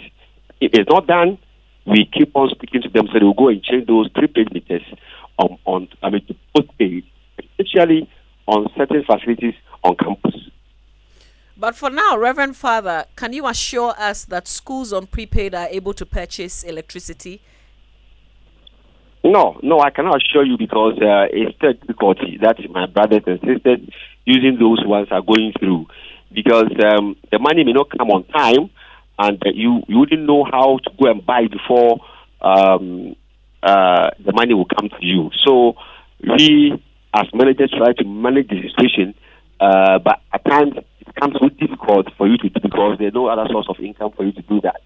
So we have been talking to management to press upon ECG, change those prepaid meters to postpaid. So I cannot assure you that we really can buy or purchase the power using prepaid meters. It is very difficult. That's why I said that we have been speaking with management to change those prepaid meters to postpaid. Right. And Reverend Father, just this morning we're learning through NAGRAT that there are some schools in Bono Ahafo who have also been disconnected. Has that come to your attention? As a matter of fact, I was out of jurisdiction. I arrived just about 5 days ago, and I have not heard anything like that from the regional chair of Bono. Okay, just hold on. President, I think it is true. They have not called me to tell me about this. I'm going to cross-check. As I told you, last year, it really happened in those regions, and we tried to resolve it. In fact, in some instances, in some schools, because the power went off, they relied on boreholes, and because there was no power, water was very, very, very, very, very scarce in those schools. So, say that it's not true. It's true because I don't think my brother will just say something that is not true. So, we will try to speak to management and make sure those ones are also resolved. Please hold on, Reverend Father, because Grace Gashon is Manager of Communications at ECG. Grace, good morning. Thank you very much for joining us. Good morning. How are you? We're doing very well, except that we're concerned about, some of our secondary schools being disconnected because they owe ECG, particularly when the Ministry of Education says they have a plan with you, that you submit bills to them, and the last bill you submitted is the third quarter bill. So why do you turn around and disconnect schools when you have not been submitting the bills? We have been submitting those, and we are doing an exercise. Hello, can you hear me? I can hear you. Yes, I'm saying that we are supposed to collect our debt. Yeah, so it's an exercise that we are doing throughout our operational years. So it's not just the schools. We are doing an exercise. So whoever is owing us, any institution, any individual, we will disconnect you so that you come and pay. Yeah, but these bills are supposed to be sent to the ministries. I mean, it's sent to the Free Secretariat. The Free Secretariat. So why would you go and disconnect a particular school when all bills are supposed to be sent to to the Secretariat? Yeah, we have been sending the bills to the Secretariat. And if we do not disconnect, how are we going to get our money? How often do you send the bill? So when was the last time you sent a bill to the Secretariat? The last time we sent a bill, okay, so let's say they paid us something around January, which was 5 million. 5 million. And this 5 million is less than whatever they are owing. When the money came, we had to distribute into the various accounts, at least to lessen the debt that they are owing. I'm sure it's because of Accra Academy that exactly. You I want to understand something. When you say various accounts, now is it a case? So do you operate one account for secondary schools, or you operate separate accounts for secondary schools? Every school has its account. But you see, the bill goes to the Secretariat because it's the Secretariat that pays the bills. Good. So when the money is released to you, how do you use it to offset the debts owed by the schools? Already we have spoken to them, and they will say that we are sending this money, which they did in January the last time. So definitely we have to offset some of the debts. Okay. But it cannot offset every debt. So is it the case that you use you could offset the debt of certain schools and have other schools still owing you? Definitely it will be certain schools. It can't be all the schools. Because the money wasn't enough to offset every debt that they are owing. How much do they owe? Do the schools owe currently? Currently, I don't have the figure with me now. I don't have the figure with me. But I'll definitely get it for you. Okay. This conversation is not ending now, so I'll definitely get it for you. But I'm curious, Grace, how do you determine which schools account to credit? Okay, so let's say let's put it this way. Maybe if I talk about the disconnection radar, we have districts. So it depends on where the task force is, and then those they will disconnect. And it's not only schools. Do you get it? So it's not like we just say, oh, let's go to this school and then go and disconnect them. The last time the task force was at Kanishi district, which Accra Academy is under. So they were owing and we disconnected them. I understand that. The ministry explains to us that they pay as, it's a consolidated figure that they pay. So I'm just curious which school you decide to credit. Do you understand what I mean? So that because if the secretariat has paid 5 million, for instance, do you say, okay, Aquinas, I am offsetting what Aquinas owes, and then Accra Academy will be outstanding? I'm just trying to understand the criteria that ECG uses in determining that. We can offset a particular below, can decide that let's offset a little here, a little there, so that it will lessen the debt that the various schools are owing. But Grace, is that not problematic since you're operating on a consolidated amount? This is how much secondary schools owe you, and releases are made, and then you decide which schools to credit and other schools would owe. Well, I can say that there can be an agreement with the secretariat that maybe offset this place a little, and then we are good to go. It's all about the conversation that we have with the secretariat. Okay, hold on. Let me bring in Kwesi Kwarteng. Kwesi, you wanted to make a point earlier. I'm a bit surprised. And I think, most importantly, Vivian asked all the relevant questions. Because, Winston, why will you submit a consolidated bill? Part payment is made to that effect. And then you elect to credit individual institutions. Whilst in real terms, when you were submitting the bill, you didn't submit them in individual institutions.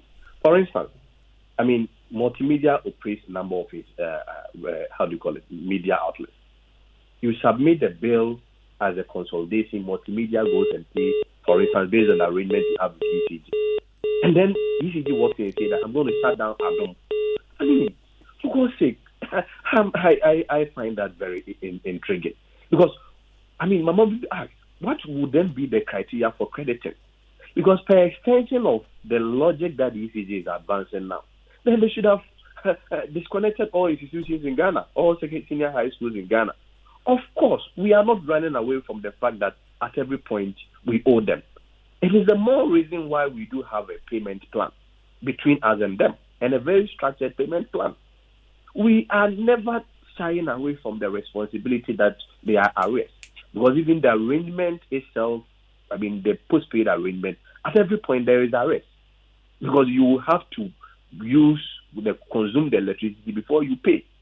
And so even if at some point ECD feels that, a certain commitment ought to be made, you don't isolate an institution and go and say that I'm disconnecting them.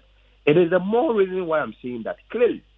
If you look at the explanation that the ECD has offered, just opposing with the explanation that Ministry of Education has also offered, one can clearly deduce that there is a potential discrepancy between ECG, their national level, and their local operational units, to the extent that Accra Main or Accra Sub-Metro, Accra Works will feel that, they owe us a amount, without making reconciliation and recourse to what has been paid nationally as on consolidated basis.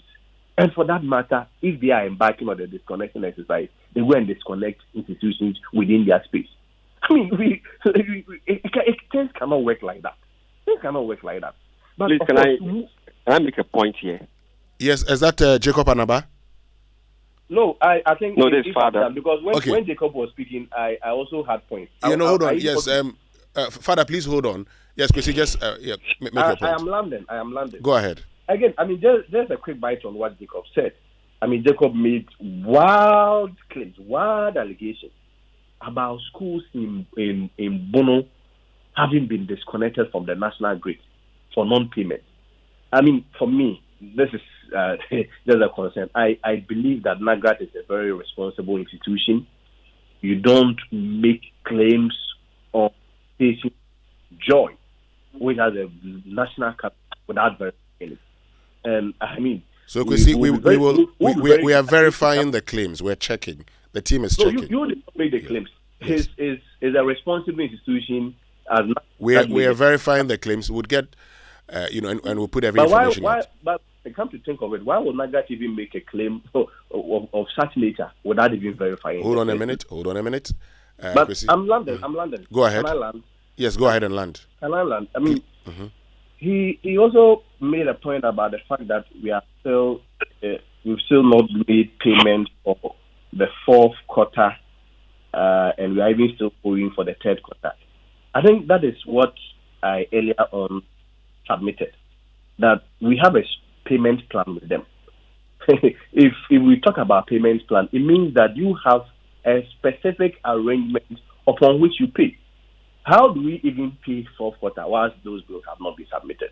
So I believe that we should not be hastening to conclude and run a blame game. Okay. Conversations like this should be had very dispassionately and forward-looking so that we should be able to resolve it. But finally, I think I've had some information from the Fraser Secretariat with regards to the prepaid arrangement. The prepaid arrangement, the briefing I have is that at every point, schools submit their bills and then monies are allocated to them for them to pay accordingly. So that is also with regards to the prepaid arrangement. Okay, we'll get back to that arrangement because Reverend Father wants to make a point. Yes, Father, can I make a point? Please go ahead, Reverend Father. Thank you very much. Let me begin from what Mr. Kosikwati just said about prepaid. Yes, my brother, this is what you have been told all this while. But the issue is that where would the school get the money to buy them? They are appealing to ECG that they should change those prepaid meters to postpaid because that is what will help the schools. And we are seriously passionate about that request because it's not comfortable at all. If Fraser ask me, the headmaster of school, to buy the power, then count my money, the money when it will come is not difficult to get. And I know they understand what I'm talking about. So that arrangement is not helping the schools. So that arrangement is there, but it's not working properly. So we are appealing to them that ECG should change those meters to postpaid meters. That will help the schools.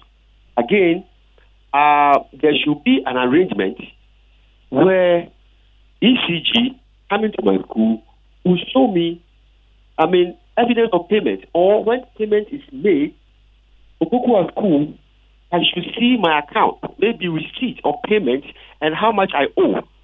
You can't just walk into my school and say, I owe 400,000 Ghana cedis, you are coming to connect. Meanwhile, the minister had already told me money has been sent to you. So how much of the money was paid into my account? And how much am I owing ECG? Because if you put a school in the dark and we don't know what is happening up there, and ECG comes to what to do. Along the way, every point in time that this is how much has been paid into your account, and this is how much you are owing. So I sit here, I don't know how much I'm owing. I'm just using the power. So ECG comes one day and says, I'm going to disconnect. We are going to disconnect you because you're owing ECG. I'm powerless. I don't have anything to prove whether I owe or not. So we are of the view that ECG, ministry, GES should at any point in time inform us about what is happening between them and ECG so that we will be able to defend ourselves when they come to disconnect. I cannot say that they should stop disconnecting me. I can't force them to disconnect because it's an institution. They're also looking for, trying to get their money. All right. So the arrangement for prepaid meters is not helping. I must be frank. It's not happening at all. Arrangement must be abolished, and postpaid meters must be installed in the schools. Again, we should be given evidence of payment so that we can use it to show those who are sent to disconnect, so that they will not also go ahead to disconnect the schools. Otherwise, we are helpless as heads. That's the point I want to make. Okay, thank you, Reverend Father. Let me just let's wrap up the conversation. Jacob Anaba. Listen. Yes. Thank you very much. I want to supply my reliable source that I provided earlier. That some schools in the Bono region, specifically Sussex and St. James, suffered the cut this year. So that is a source I'm providing. They suffered the cut this year. Yes. When?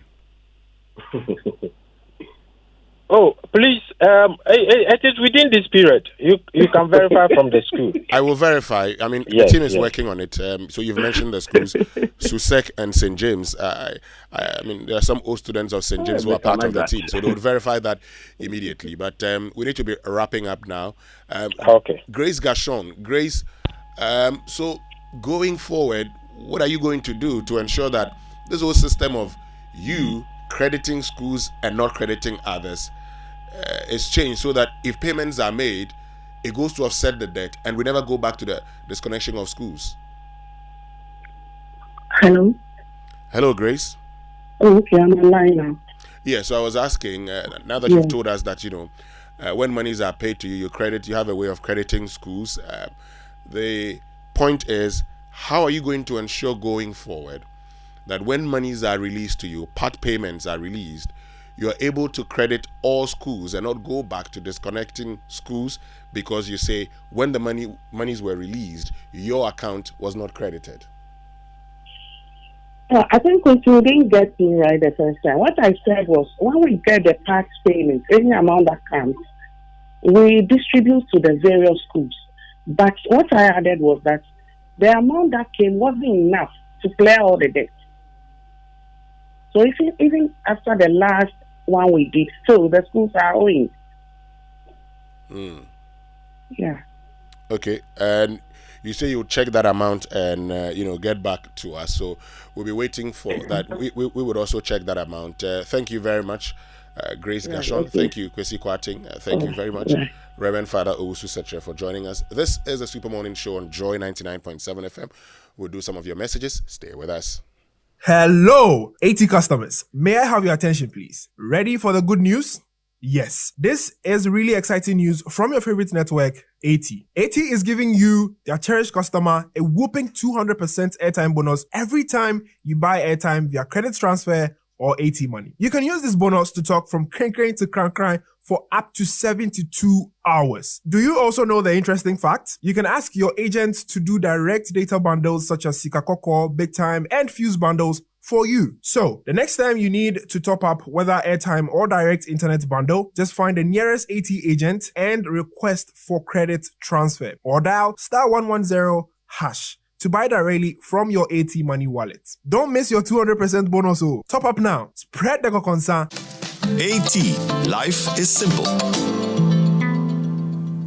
Nana Banamoa's Women of Valor is back on Thursday, 7th March 2024. Renowned Ghanaian film director Shelley Frimpong Manson, Nigeria's Rita Dominic, and South African Bonang Mateba will share their untold stories of courage in a crowd. To attend, register now at www.womenofvalor.co to join us at 9 a.m. on the 7th of March at the UBSA Auditorium. Women of Valor is in partnership with Chango for your group contributions and crowdfunding. MTN, Verna Water, TheGhanaReport.com, Zenith Bank, Binance, Compassion International, Ghana Good Skin Foundation, Minimal RX, All My Hair, Office & Co, My Party Place, Beautiful Beneath, Goba Kinti, Ignite Youth Empowerment Initiative, SG Etiquette Consulting, Kiari Realty, Alliance Media, DDP, Max, Premier 369, First Class Solutions, Care Beauty Spa, Zinc Cosmetics, Image Bloom, Stannis Beauty Studio, Glam Brushes, and Wella Dazzles. And supported by Joy 99.7 FM.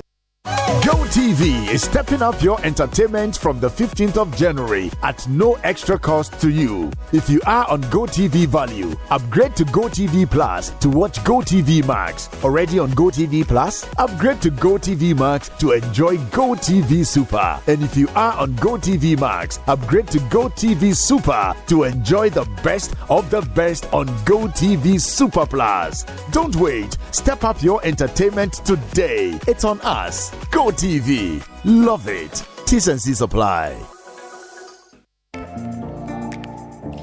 Dive into a new era of news consumption with myjoyonline.com, your go-to destination for cutting-edge journalism, giving you the most credible stories from business to politics and from sports to entertainment. Myjoyonline.com introduces an upgraded news website meticulously designed to empower you with an enriched browsing experience like never before. Experience the future of news browsing with myjoyonline.com. Coffee in your cup and joy on the set. The Super Morning Show is always the best bet on Joy 99.7 FM. All right, so welcome back and thank you very much for staying with us here on the Super Morning Show on Joy 99.7 FM.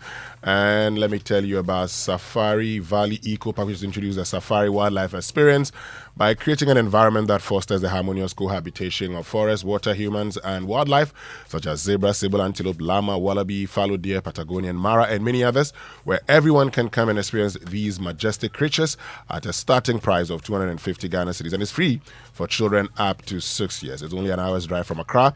It opens from 6 a.m. to 8 p.m. each day. Visit Safari Valley Eco Park with your friends and family today for the thrill of a lifetime. For more information, visit safarivalleyresort.com. Check out Safari Valley on Instagram or call 0596 914 394. And Kingdom Books and Stationery Limited, your number one supplier of quality office essentials and equipment and furniture at affordable prices, says you don't have to walk to any of their offices anymore. You could just log on to kingdomstoreonline.com and they will arrange delivery to your home and office within a reasonable time. And they offer free delivery within Accra and Tema and accept payment via Momo across all networks, but terms and conditions apply at Kingdom. Quality and affordability are their hallmarks. But let me ask you a question. Do you know that MTN Momo now has an app? Yes, MTN Momo has a brand new app specially designed to make your Momo experience easier, convenient, and faster. Just download the Momo app on Play Store or App Store on your smartphone and look out for the blue and yellow icon. It's that simple. Momo app allows you to view your statements, pay bills, and so much more. Use the app for your Momo transactions and enjoy 100% bonus when you recharge using the Momo app. So go on, download the Momo app now and start transacting with a flex at no data cost. Just Momo it everywhere you go. And Join News, in collaboration with an amalgam of professional bodies, is organizing a public lecture on the topic, Has the Fourth Republic Delivered? Faith Leaders and Good Governance. Speakers include Abeku Sego, Susan Edouard main speaker Theodore Albright, and moderator of this event is Philip Osei-Bonsu. It's on the 5th of March 2024 at 6:30 p.m. At the British Council. Admission is free. Call 0244 220427 for more information. And this event is inspired by Joy News, independent, fearless, credible journalism. Coffee in your cup and joy on the set. The Super Morning Show is always the best bet on Joy 99.7 FM.